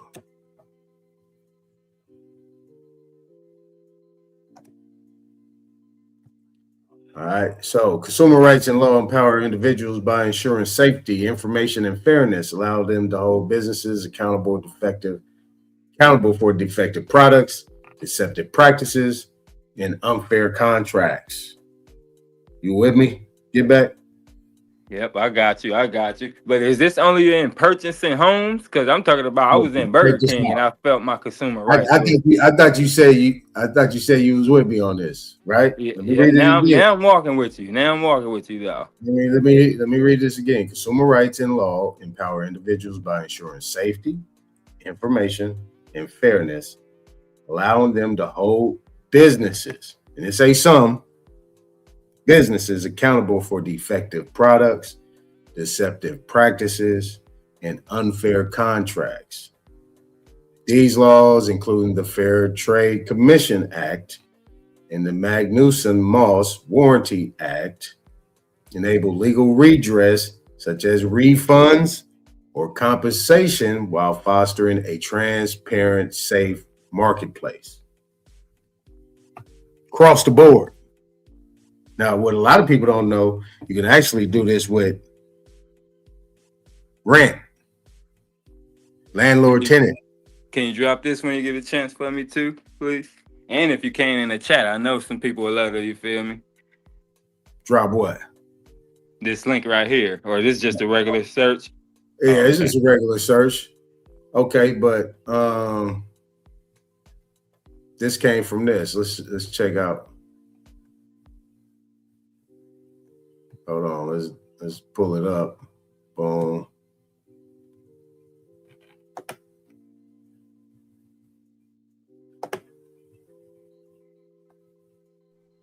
Bear with us, guys. You know, when we on this type of information, our devices start acting up. Just so happened. Okay, so like in the United States, okay, boom. There you go. There's your start. And then let me go in the comments. Post that right there. And then let me come back here. And let me put this in a Google search. Let me copy paste that Google search. And see if all that can get in there. Boom. There you go. You copy and paste that. I'll put it in the back too. Boom. And then boom. We'll put that in the back.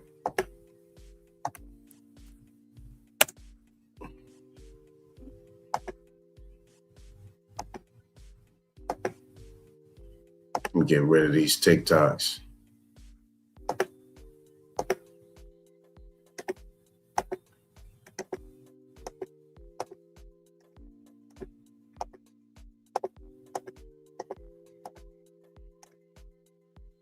All right. So yeah, there you go. Now, this is what I'm saying. People say, well, definition of consume means to be a predator. No, not necessarily, or somebody to be preyed upon. No, not necessarily. Right? Because if you understand like these things right here, right? So when you get down to it, key powers of consumer rights and law, protection against fraud. Laws prohibit deceptive advertising, scams, and unfair business practices, protecting consumers from financial harm. Right to redress, product safety, information and privacy. And I said privacy. And it says guarantees access to clear, accurate information and protects personal data in transactions. See what I'm saying? Legal accountability provides legal frameworks such as the FTC, Federal Trade Commission, to sue companies and ensure fair competition. Right to safety, right to be informed, right to choose, right to be heard, right to consumer education. All the role playing that I gave you, they say, well, if you don't do this, then we ain't giving you nothing. So if we don't have a right, that's the right to choose out the window. And then you ask other questions and they're not giving you that, you're not being informed. They're not being transparent. Right to safety, protection against hazardous goods. So if you're giving me something that is a hazardous good, meaning that's you giving me a pre-approval letter, or you giving me some type of considered to be a home mortgage loan, and that shit is considered to be hazardous good, because once I signed that, guess what?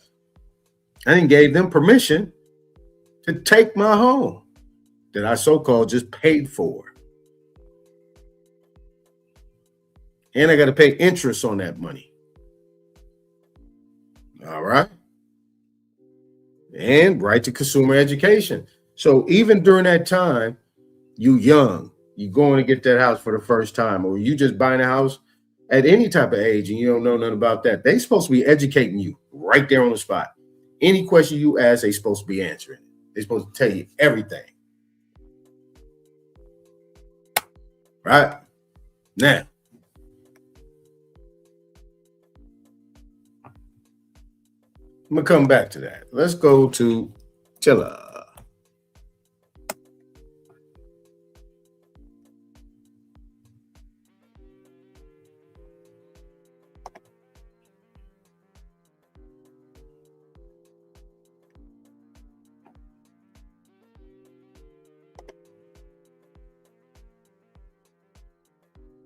All right. Consumer credit cost disclosure.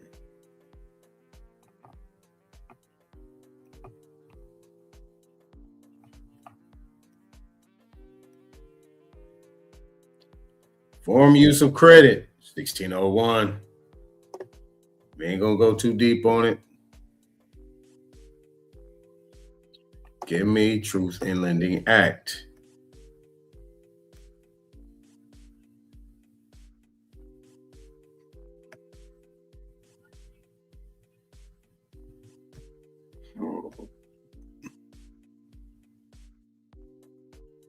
You got the Home Ownership and Equity Protection Act. You have all of these different things in here.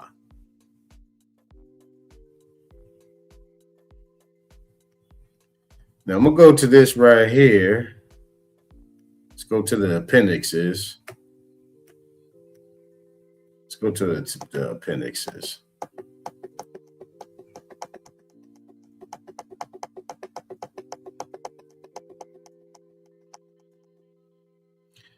All right, this take too long.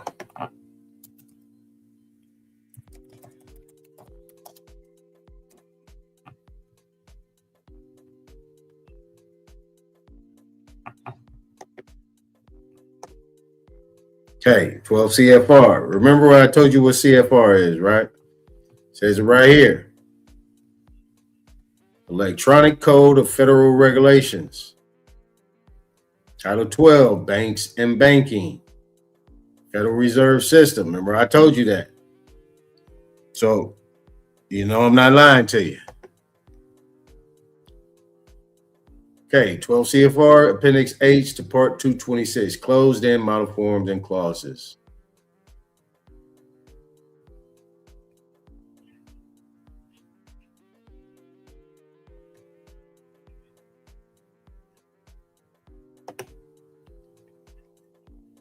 This is your right of rescission.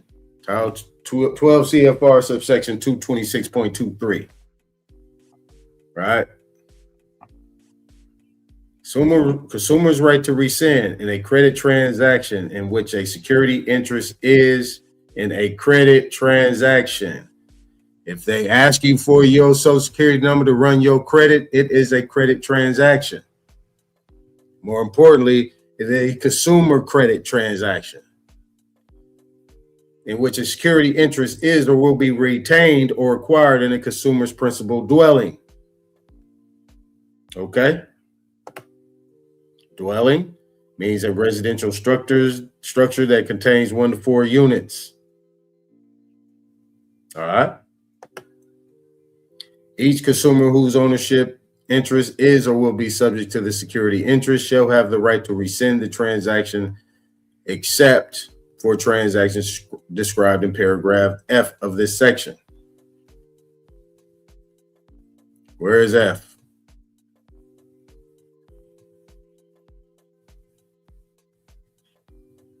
Exempt transactions does not apply to a residential mortgage transaction.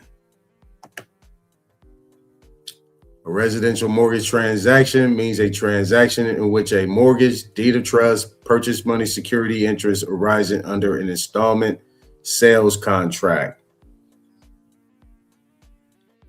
or equivalent consensual security interest is created or retained in the consumer's principal dwelling to finance the acquisition or initial construction of that dwelling. Now, this is the trick.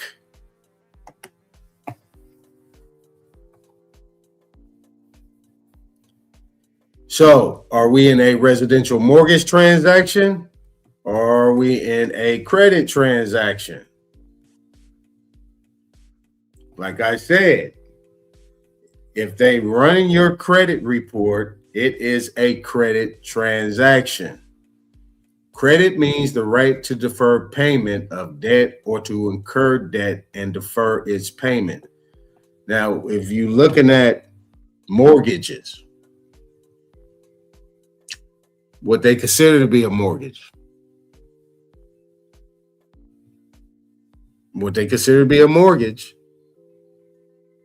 has a 30-year or 40-year or 15-year maturity date on it. Now, I'm just talking here, but just listen, I'm talking slowly so you can get it. If, right, under the circumstances, all mortgage with maturity dates on it, all contracts with maturity dates, not all of them, because if you get a car loan, that has a 5-year term on it. So that's a maturity date. Anything that has a maturity date over 9 months is a security instrument.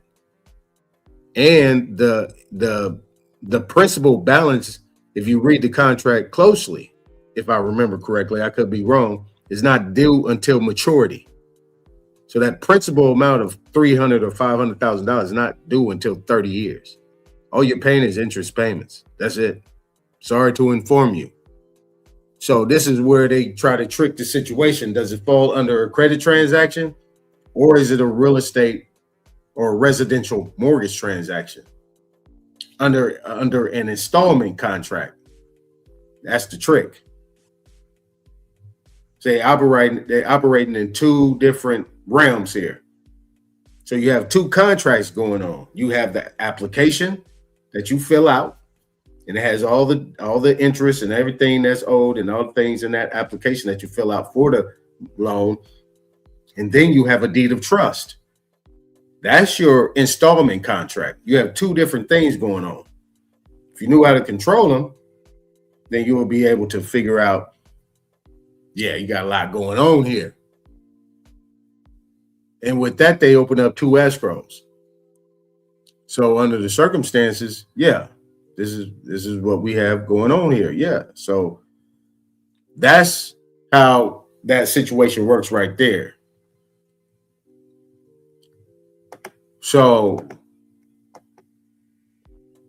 but this is Truth in Lending Act. But when we get back to it, let me go back here. Let's go all the way down. Yeah, that's it.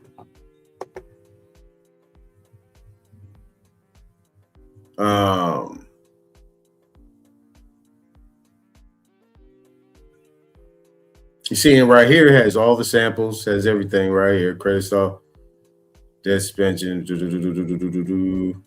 They usually have the rescission.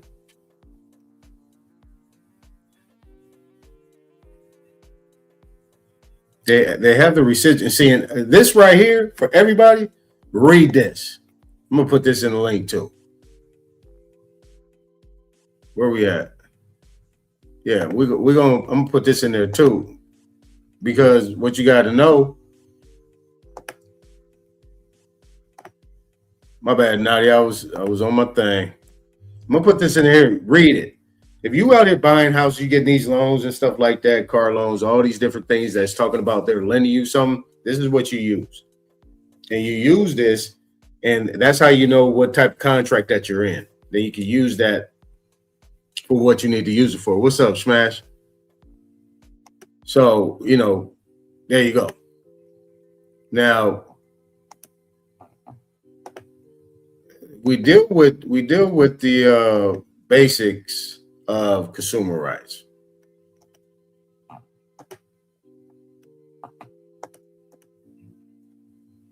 Right? Here's the core. Safety, right to be informed, right to choose, right to be heard, right to consumer education. Knowing one's rights and responsibilities. There you go. So just wanted to share that right there. This is a good example of what you need if you're going along with the if you're going along with the grain of doing it the proper way, which I advise you to. I suggest you do it that way. You have this right here that actually can protect you in everything that you do. Here's another thing I want to show you real quick. I want to show this to you real quick.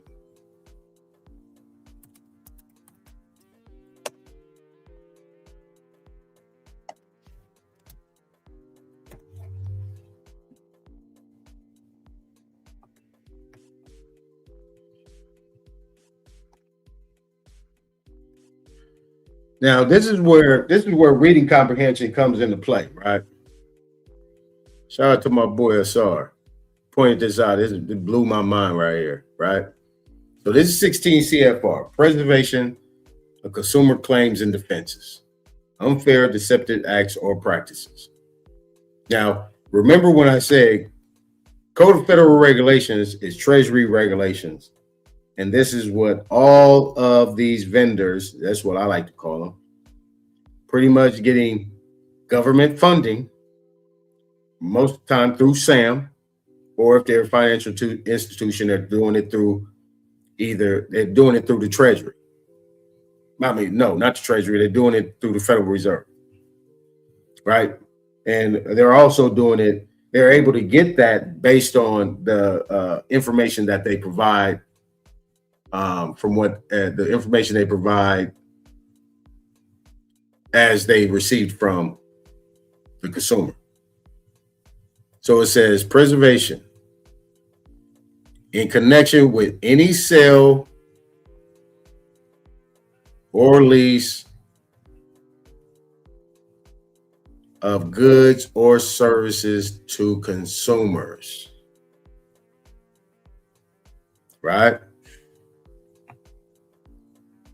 In or affecting commerce, as commerce is defined in the Federal Trade Commission Act.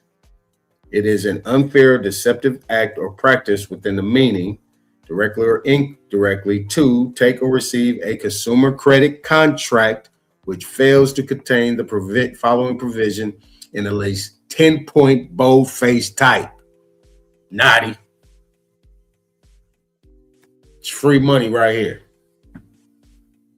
See, if anybody that had a credit report ran as a consumer has this on their contract or any type of extension of credit,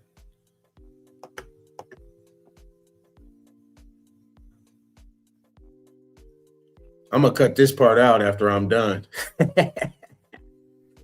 Leave it on the flow, big homie. Nah, I'm gonna cut that. I'm gonna cut that out. I don't want the motherfuckers looking at that shit. Oh shit, we gotta. Yeah. Go ahead. What's up, Natty? No, we're gonna. I'm here cooling out, just listening. Okay. All right. Give me. What's up, Ross? How's it going, brother? Damn, where the nonetheless was up here earlier. Where you go? Hit him up, but not even tell him to come back. Man, I miss nonetheless, man. We need to get that shit up, cracking. All right, so give me something. I mean, because we're gonna be working together. So you give me your take on what I just presented. Give me your take. Go ahead, man. You got 2 minutes. Give me something. I'm still chewing on it right now, man. You feel me? I'm still chewing on it. You gotta give me some. You gotta give me some time, bro. That was a lot. That was a lot of information, though, bro. To wrap my mind around.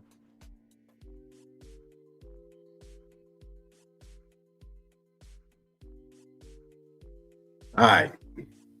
Well, look. This is what I'm saying. I mean, at the end of the day, all this can actually be done real simple. Real simple. I know it's kind of outside the reach, but as much as we get trolled and shit like that, motherfuckers got 5,100 questions. Why shouldn't they have 5,100 questions for them? Shit, you go into a place where you don't believe shit a motherfucker say. Why not do the same thing there? Run the gamut. If I could walk out of there with a free month, with all I gotta do is run my credit, give you my ID. I got cool credit, and you tell me I'm pre-approved, and I say cut the check, and you cut the check. Shit, why not? This is what I'm saying. I mean, you could do it anywhere.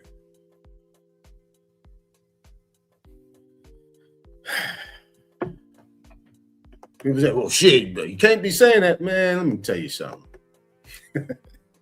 I say what the hell I want.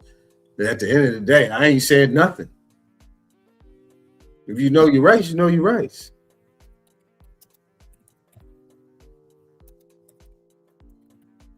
Watch this. Let me show you something.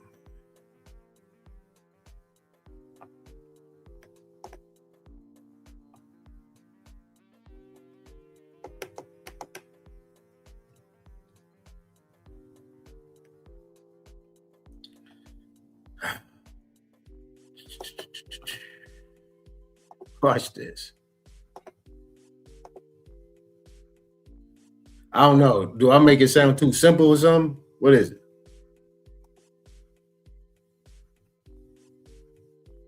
I'm gonna read It this. ain't never just that simple, man. You feel me? It's still a lot of still a lot of loopholes at the end of the day. You feel me? Contracting and not understanding contracts. Hey, motherfuckers say a car 10 grand. You got, you know what I'm saying? I got 8. Now motherfuckers say, nah, I got 10 grand. What you gonna do? And you got 8. You gonna walk away, right? You got the money. They want to sell. So if they want to sell, you got the money. I got 8. That's it. So you walk away. You see my back. And guess what they're gonna say? Oh, okay, well. Yeah. Let me read this to you. It says that every provision contained in or made with respect to any obligation which purports to give the obligee a right to require payment in gold or a particular kind of coin or currency, or in an amount in money of the United States measured thereby, is declared to be against public policy. Now, what I'm gonna do is let me stop sharing this real quick. I'm gonna share the whole thing because I'm gonna bounce around on this. I'm gonna bounce around. We're gonna go here with it. Let me share my whole screen. Check this out. Watch this, Nutty. We're gonna do the whole window.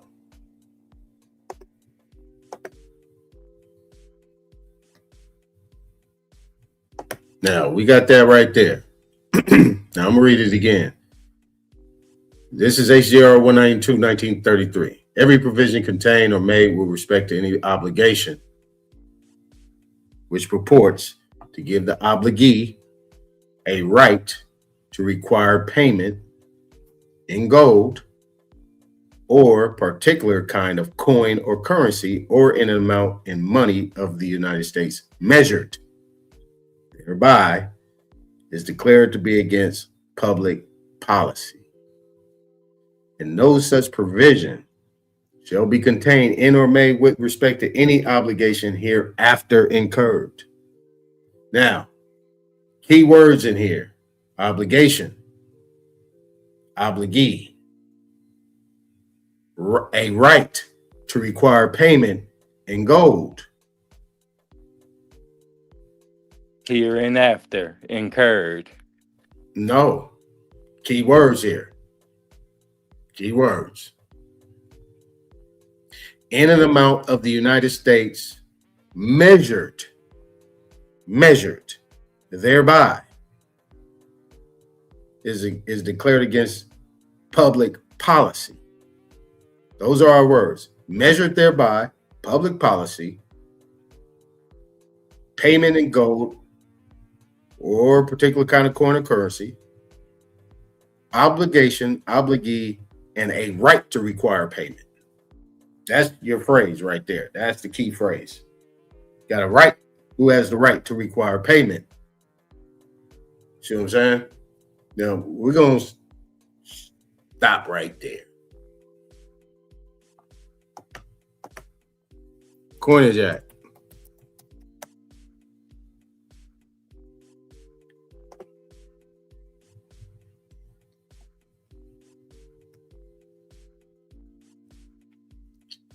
Okay.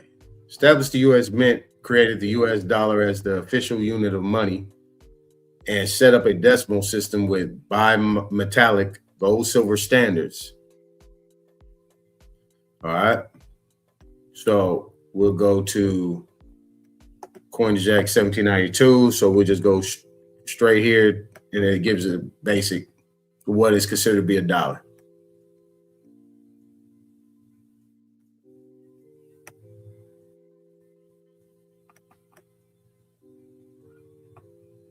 All right, right here, effects.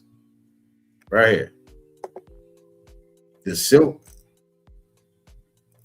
coins produced in 1794-95 honored the official overall weight of the coin at 416 grams, but employed a 0.900 fine standard instead of the Spanish dollar 0.8924 fine standard, as prescribed in the Mint Act.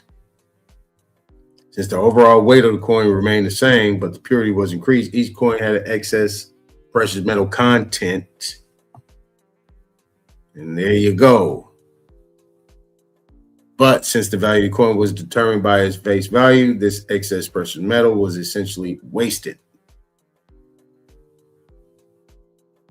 So,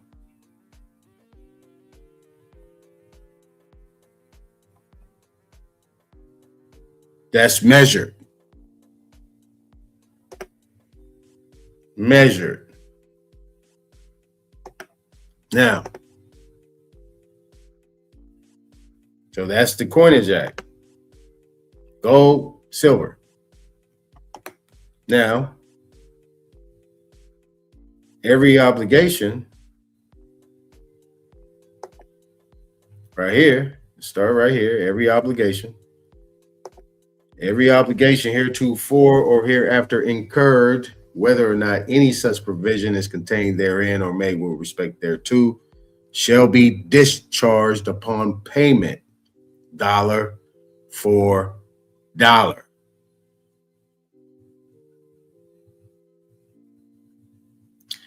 In any coin or currency, which at the time of payment is legal tender for public and private debts. Any coin or currency. Okay? Hold that thought. Any such provision contained in any law authorizing obligations to be issued by or under authority of the United States is hereby repealed. But the repeal of any such provision shall not invalidate any other provision or authority contained in such law. 18 U.S.C. Section 8.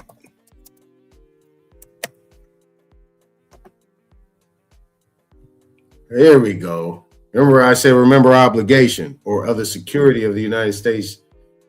All right, the term obligation or other security of the United States includes all bonds, certificates of indebtedness, national bank currency, Federal Reserve notes, federal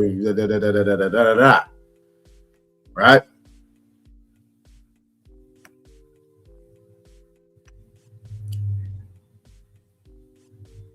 Now let's read this thing. Every obligation heretofore or hereafter incurred, whether or not any such provision is contained therein or made with respect thereto, shall be discharged upon payment, dollar for dollar. So whose obligation is it now? And who paid it? The United States paid it.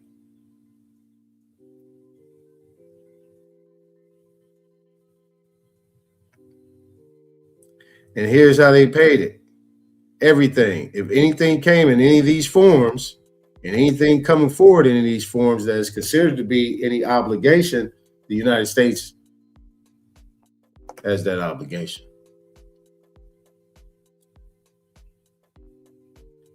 Now, B,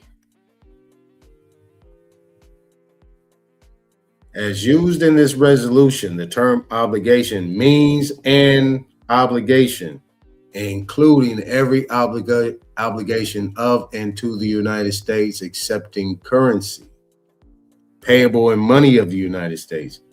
And the term coin or currency means coin or currency of the United States, including Federal Reserve notes and circulating notes of Federal Reserve banks and national banking associations.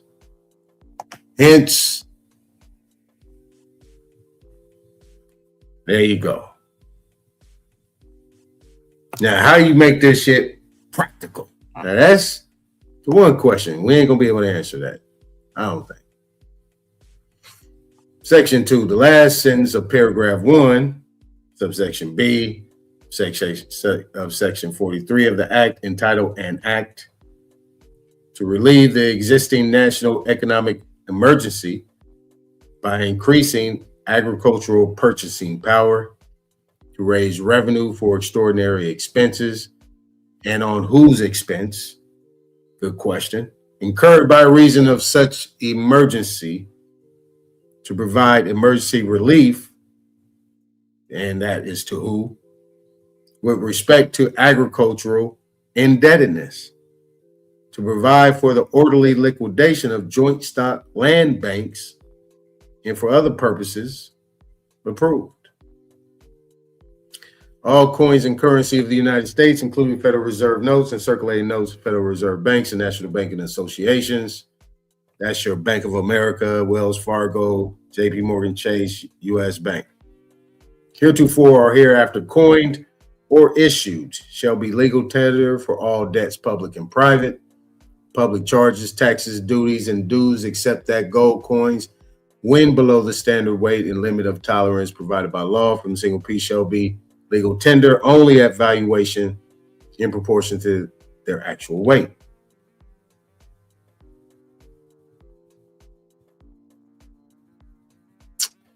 Now, we have this right here.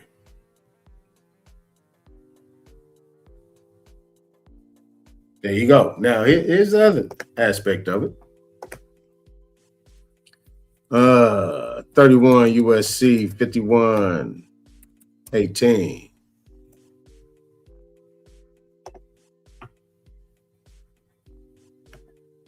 All right. Gold clause means a provision and or related to an obligation alleging to give the obligee a right to require payment. Didn't we just read that in this thing right here? Get back. Firekeeper, didn't we read that up here? Right? A right to require payment. The obligee, a right to require payment. Didn't we just see that right there? There it is. Okay, payment in gold, it partake the United States, and these are the forms. 2, public debt obligation means a domestic obligation issued or guaranteed by the United States government to repay money or interest. So who is guaranteeing the loans? United States government is guaranteeing the loan. So if you know that they always ask for a guarantee, they need your social security number. So if you guarantee a loan, then God damn it, you need that number so that way they can go straight to the Fed window. So the Fed window can hide to the Treasury. So that way they can cut their money. Your credit good. Your credit good ain't because your credit report. Your credit good because you got a valid ID. You got a birth certificate. You got a valid date of birth. And you got a valid social security card. So they can go get that bread for you.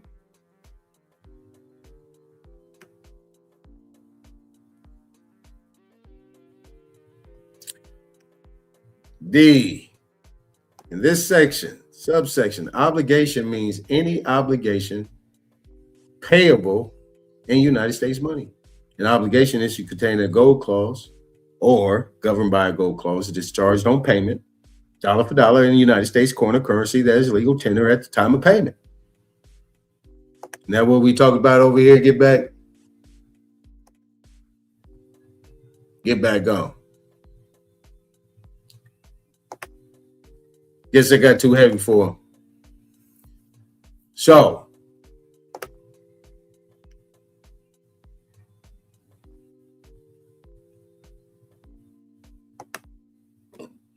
now, last one. Redemption and cancellation of currency.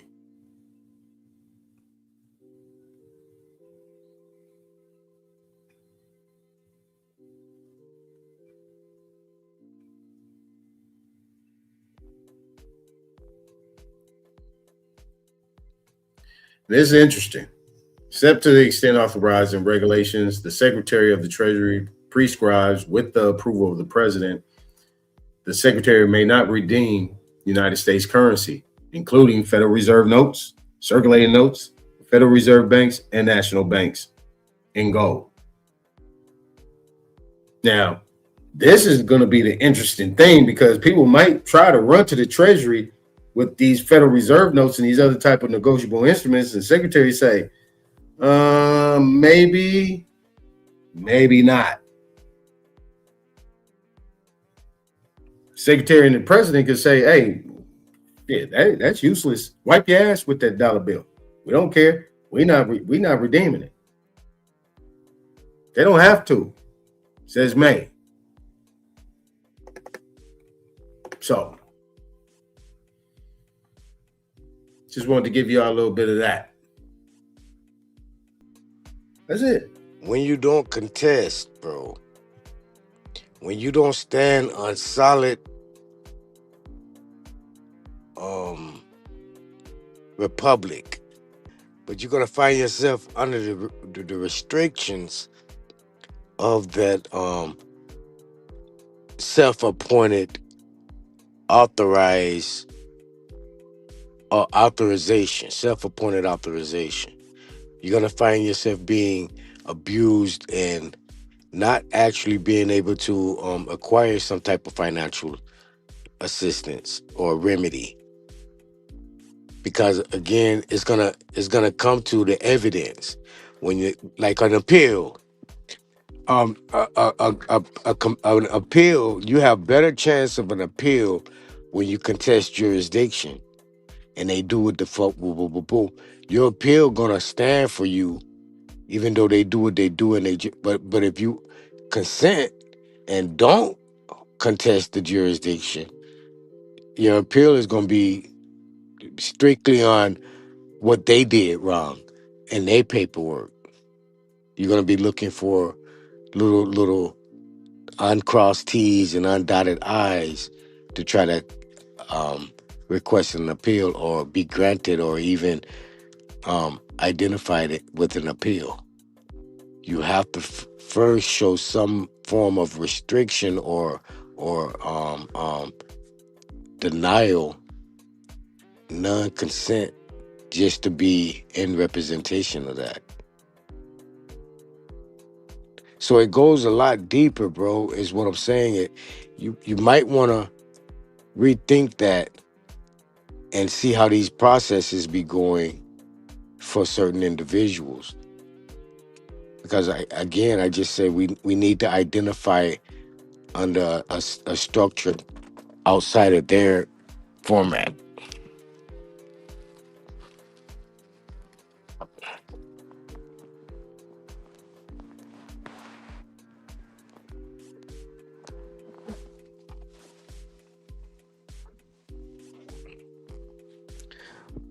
Code Chapter 77, Part 1, Peonage, Slavery, and Trafficking in Persons.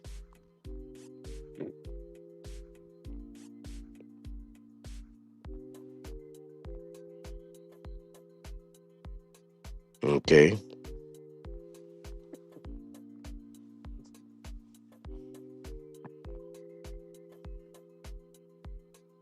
And this code meaning?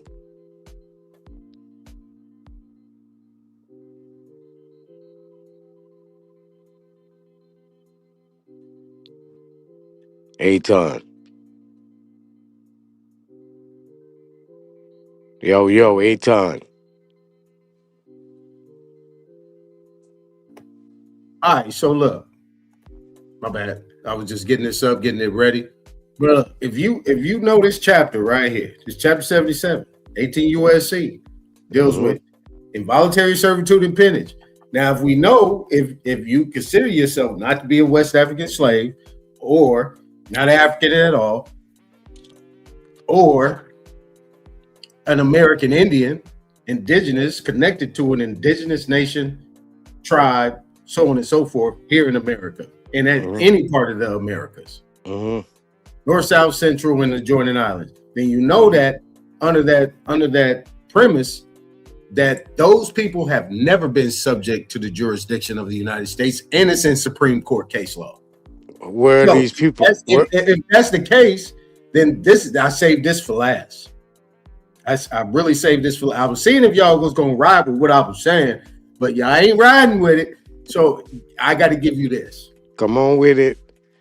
None, are you there, None? Because what I'm finna give him, I'm finna throw all this shit out the window. I'm listening. I think I know where he's going, but go ahead. I do, but go ahead. Okay, so go check ahead. it out. So what I'm saying is that let's just read the first one. Let's read the first one. Whoever holds or returns any person to a condition of peonage or arrests any person with the intent of placing him and or returning him to a condition of peonage shall be fined under this title or imprisoned not more than 20 years. Now let's go to the next one.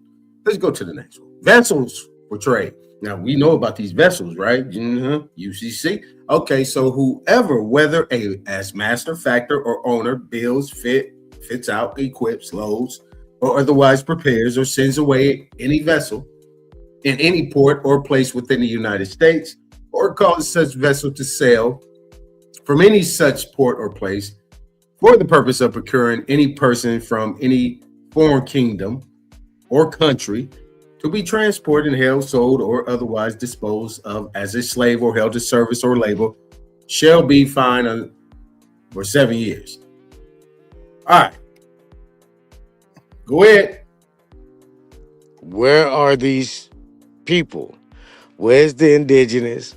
Where is the Indian? Where is the slave? Where are they? I knew you would go there. Go ahead. What they're holding charge against is their property that violates the rules. The YMCA member that runs and horse plays around the pool, that's the violator. The security guard or the lifeguard at the YMCA is the officers or the courts. They're charging you with, or the individual, property of YMCA,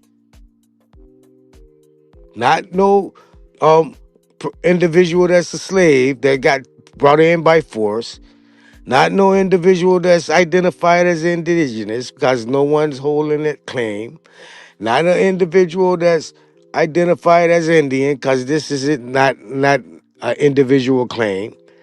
So what we're identifying are citizens, our property. We keep getting a lot of these identities confused. Yes, they have a standing law of the UCC 77. Yes, that's standing. But there's no one identifying as a slave, Indian, or indigenous, bro. All right, look.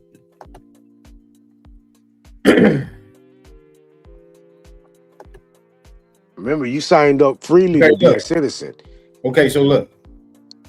In any port or place within the United States, you take that as them being persons.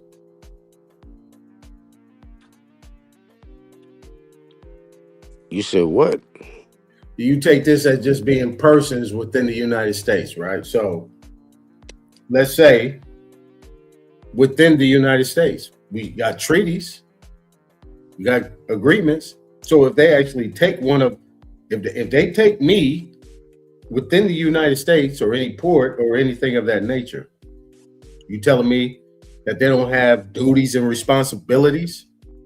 Okay, so now this what we're speaking on right now. If you're Okay, so trying to, let me do this because you're about to go on. You about to go on one. So let me do it like this. The bottom line is, check this out. If you look at 12 Years a Slave as an example, that movie, they actually took a free man that was probably indigenous, had his own shit, was pretty much sovereign. The bottom line is they actually took him as a person. So if you label him as a person, he falls within the United States jurisdiction. See, this is what I'm saying about the play, what's going on. That's why I say we can actually be able to seek remedy under all these different titles and bywords or whatever they might have done. How else are they able to do that? How else was they able to take what we had if they did not present any type of plenary powers or any reclassification or suspect classification to do that? They couldn't do it no other way in order to put us in a position. You see what I'm saying? That's all I'm saying. I knew you was going to run with that, but no. You want to know why? But look, because Article 1, which is Congress, they have jurisdiction over commerce. The Commerce Clause is the most adjudicated clause in the Constitution. They recognize that, bro. They realize that was the weakness within the Constitution. So if they if they put everything under a commercial vassal, which is citizenship, they made citizens commercial property because that was their jurisdiction. However, if you understand what Article 3 says, that Congress doesn't have jurisdiction under contracts, right? They don't have any jurisdiction because contract makes the law. So if you understand how to contract with the entity, which is under Article 1, you being the real person and you're using the citizenship as the vassal, you snatch it from their jurisdiction and you're acting as the intermediary, speaking for the citizen. See, the citizen is the entity. You're not. Correct. You're just speaking for it. You see what I'm saying? So that's why I'm real big on security agreements, because now you instruct that entity, which is the citizen, to do all of your banking. That way, because look, they already, and look, you have a reason to do it because Article 1, which is Congress and the representative, are incompetent. They have us in debt like trillions of dollars, which means you have a right to speak on behalf of your property and interest in the citizenry, right? You have security interests. That's why you make a security agreement. And guess what? They don't have any jurisdiction over contract, and you contract with it. And who's going to stop you? You want to know why they can't stop you? Because you're the only one that can properly represent the citizenry. Because why? They're not representing you right. they can't represent it right. They can't do orchestrated business, and it takes you to activate the account, to use the account. Yes, because they've been fucking up since they had it. Everybody can admit that they've been fucking up the citizenry. And I'm not the one to say that it's bad, because if you do it right, man, we got everything. We can write off anything if you do it right. But they're doing stupid shit like using your social security number and your citizenry to give money to Ukraine and shit. Nigga, that's not right. We know this. That's why you capture it and you hold them responsible, and you can hold them for treason if every single one of us knew how the system worked. But we're not doing it. You see what I'm saying? Yeah, we're not doing it. That's all I've been saying from day one. Like, yo, what the fuck? Y'all see what they doing with the entity known as a citizen that they supposed to be representing? They're not representing it right. That's why what the Constitution say. If the government is not acting properly, you have a right to what? Take it back.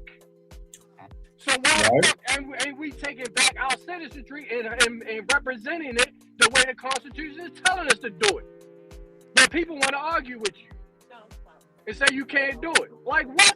The Constitution tells you to do it. So where are we wrong at, bro? I don't We understand. ain't wrong at all. We ain't wrong at all. Exactly. It tells you to take it back where they out here acting fool like they doing. It's right. We got all Yep. the evidence on the news. Everything they doing. It tells Take you to back your take, citizenship. take it back. Yes. So when we follow all this stuff, we're taking it back. Now we're the executors.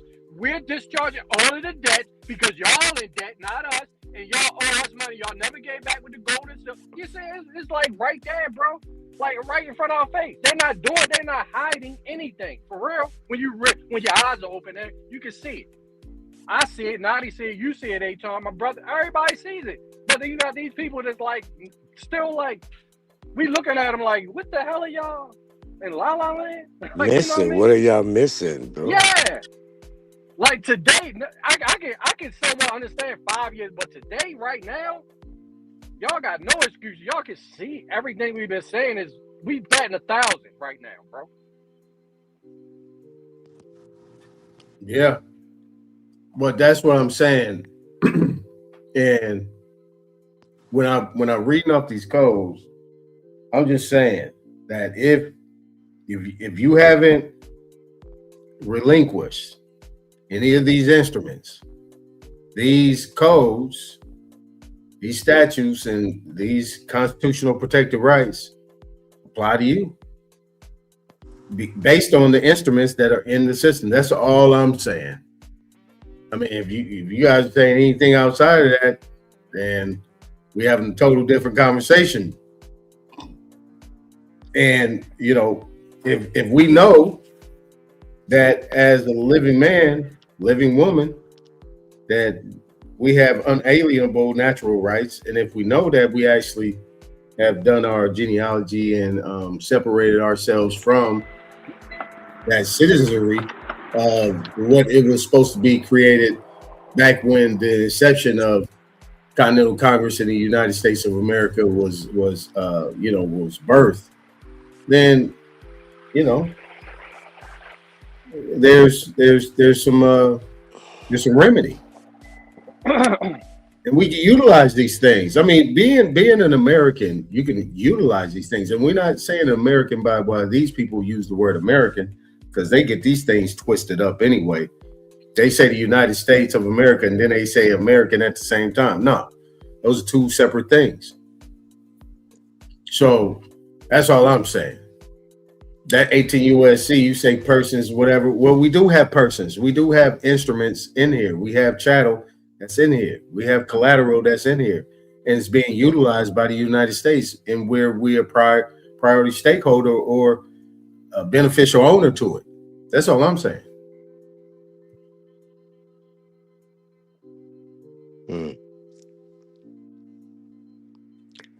Business. You gotta put a claim, and you got to show interest or investment. You got to show investment, and you got to have the claim for you to actually be deemed as a creditor. The verbal play is, to me, is something like the genealogy thing.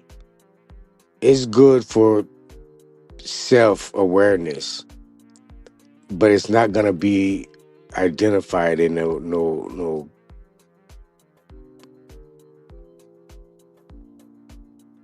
remedy advantage.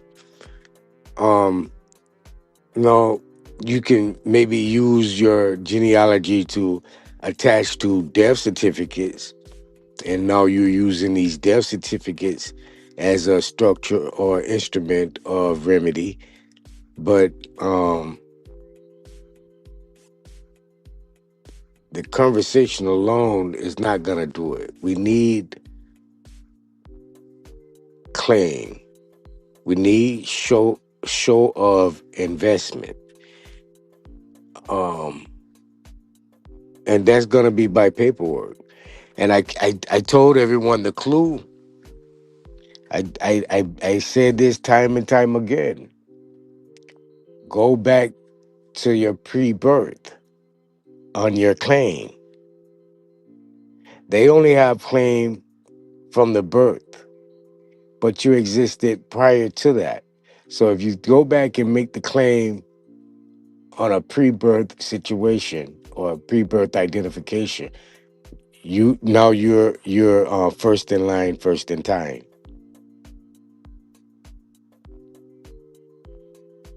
Do we understand? Do we understand what I'm saying? No, but we gonna take your word for it. You don't understand. No, I mean we gonna agree. Remember, and we gonna agree at the same time. We gonna agree. Hold on. Let me You don't need continue if you don't understand, Man, I'm on 4 hours and 40 minutes. You know I'm on this free shit.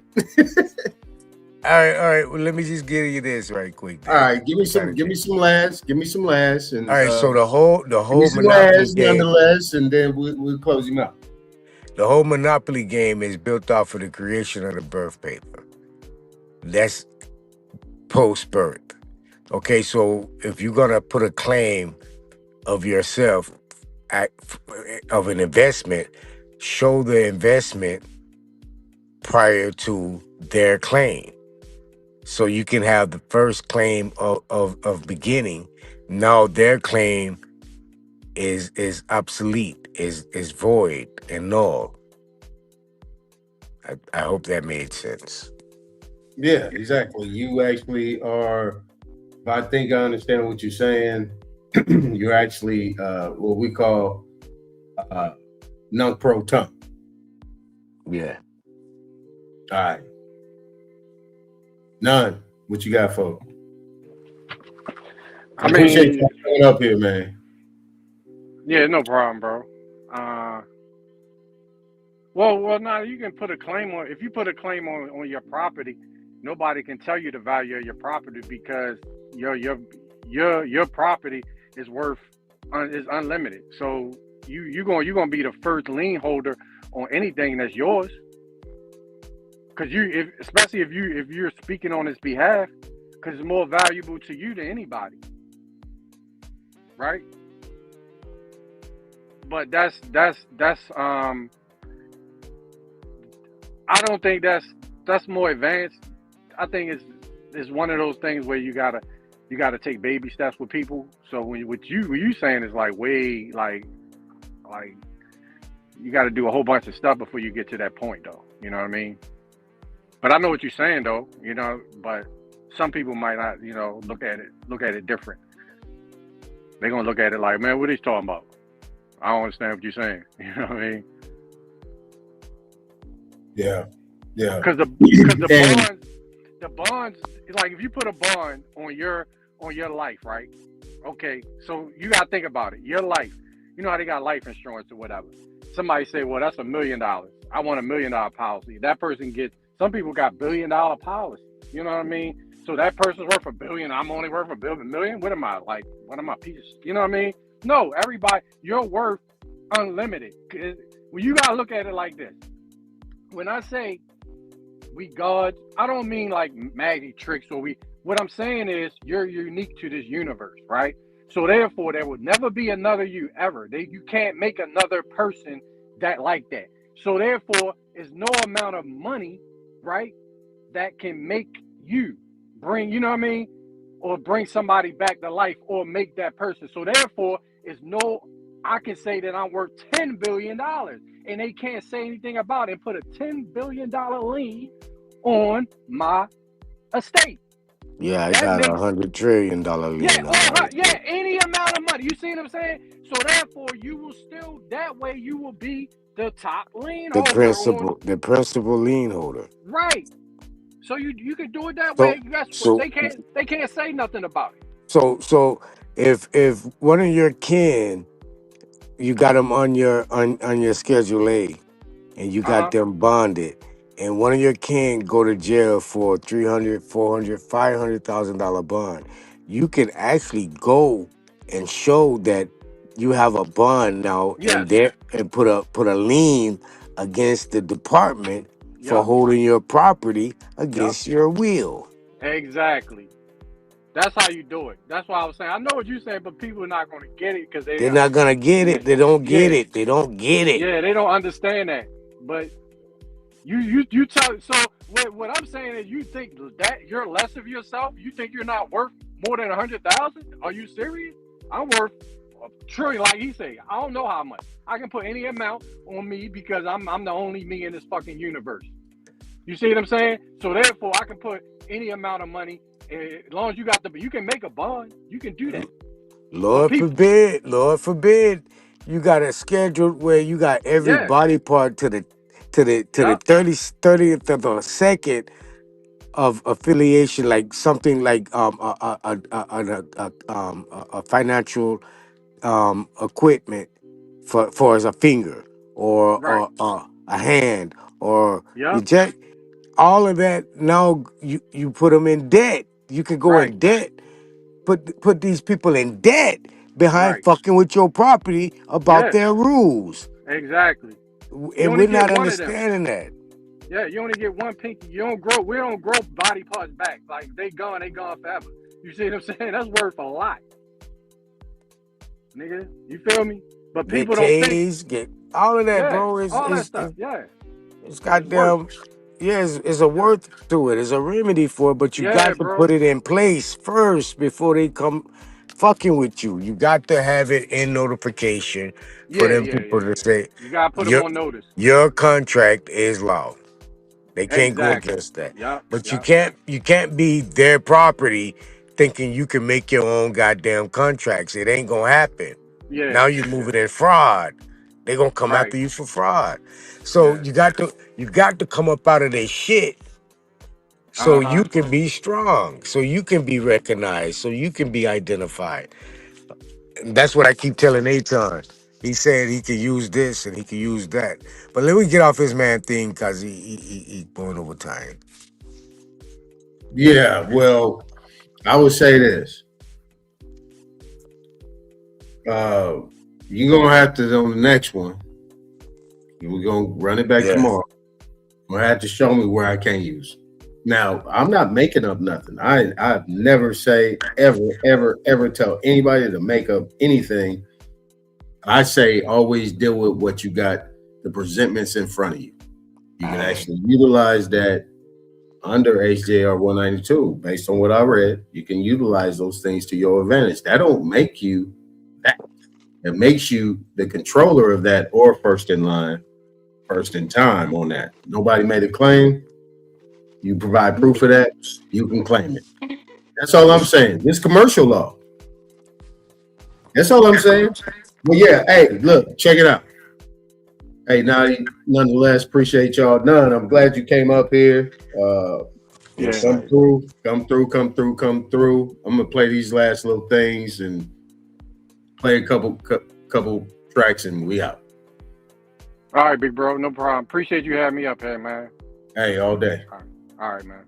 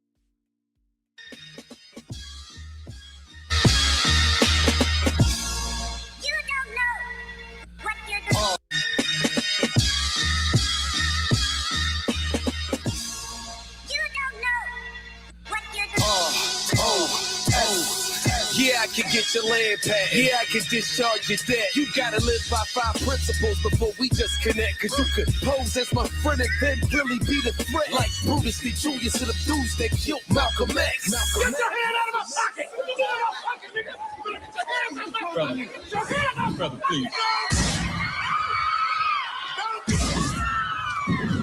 Y'all think getting remedies important. We make your lawyers lose their indemnity insurance. King Chameleon, private. I don't wanna be popular. Grandpapa, Hunk Papa, Mama Black Mafia.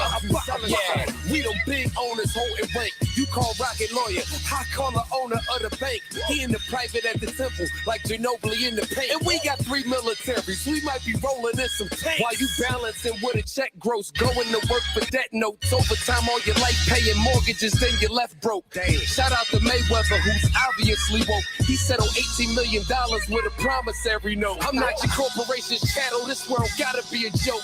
Blind leading the blind, so we never gonna see.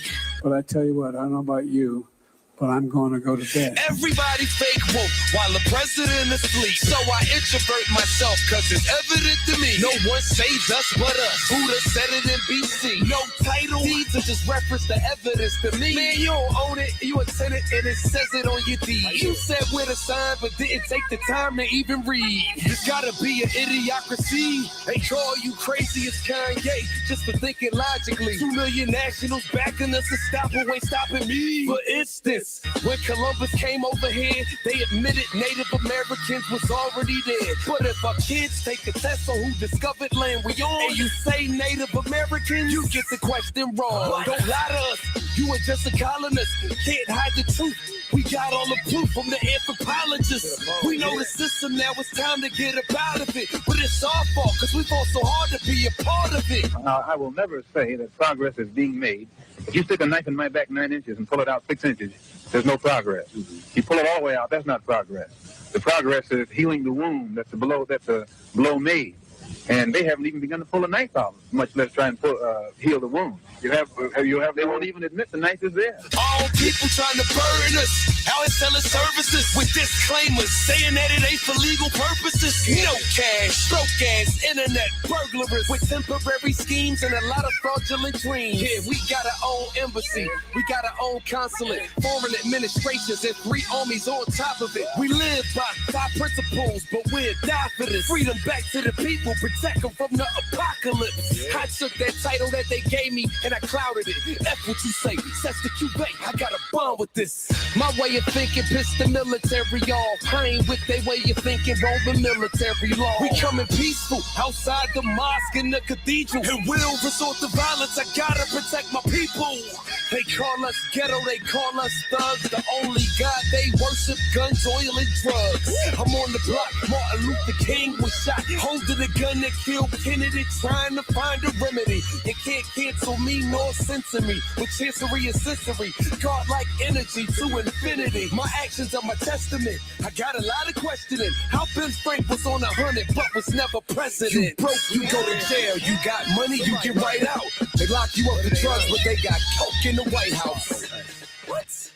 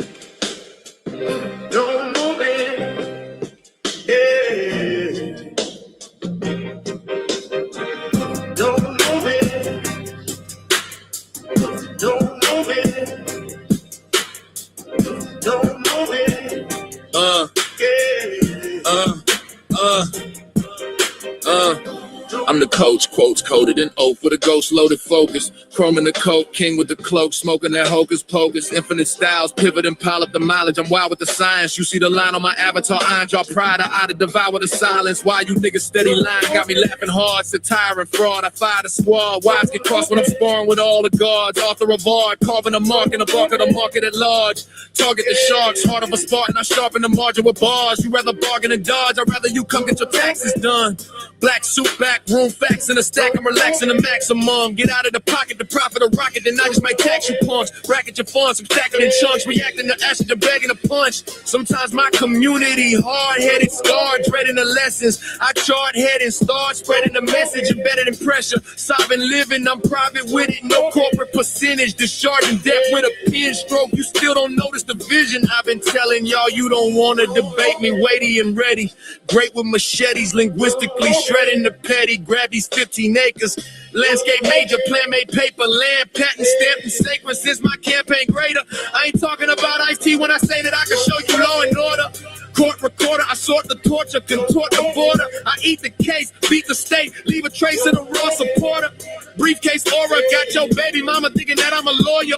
Seminole Indian sentiment, militant on sovereign soil. Private enrollment, tribal component. I'm the boss if you're trying to employ it.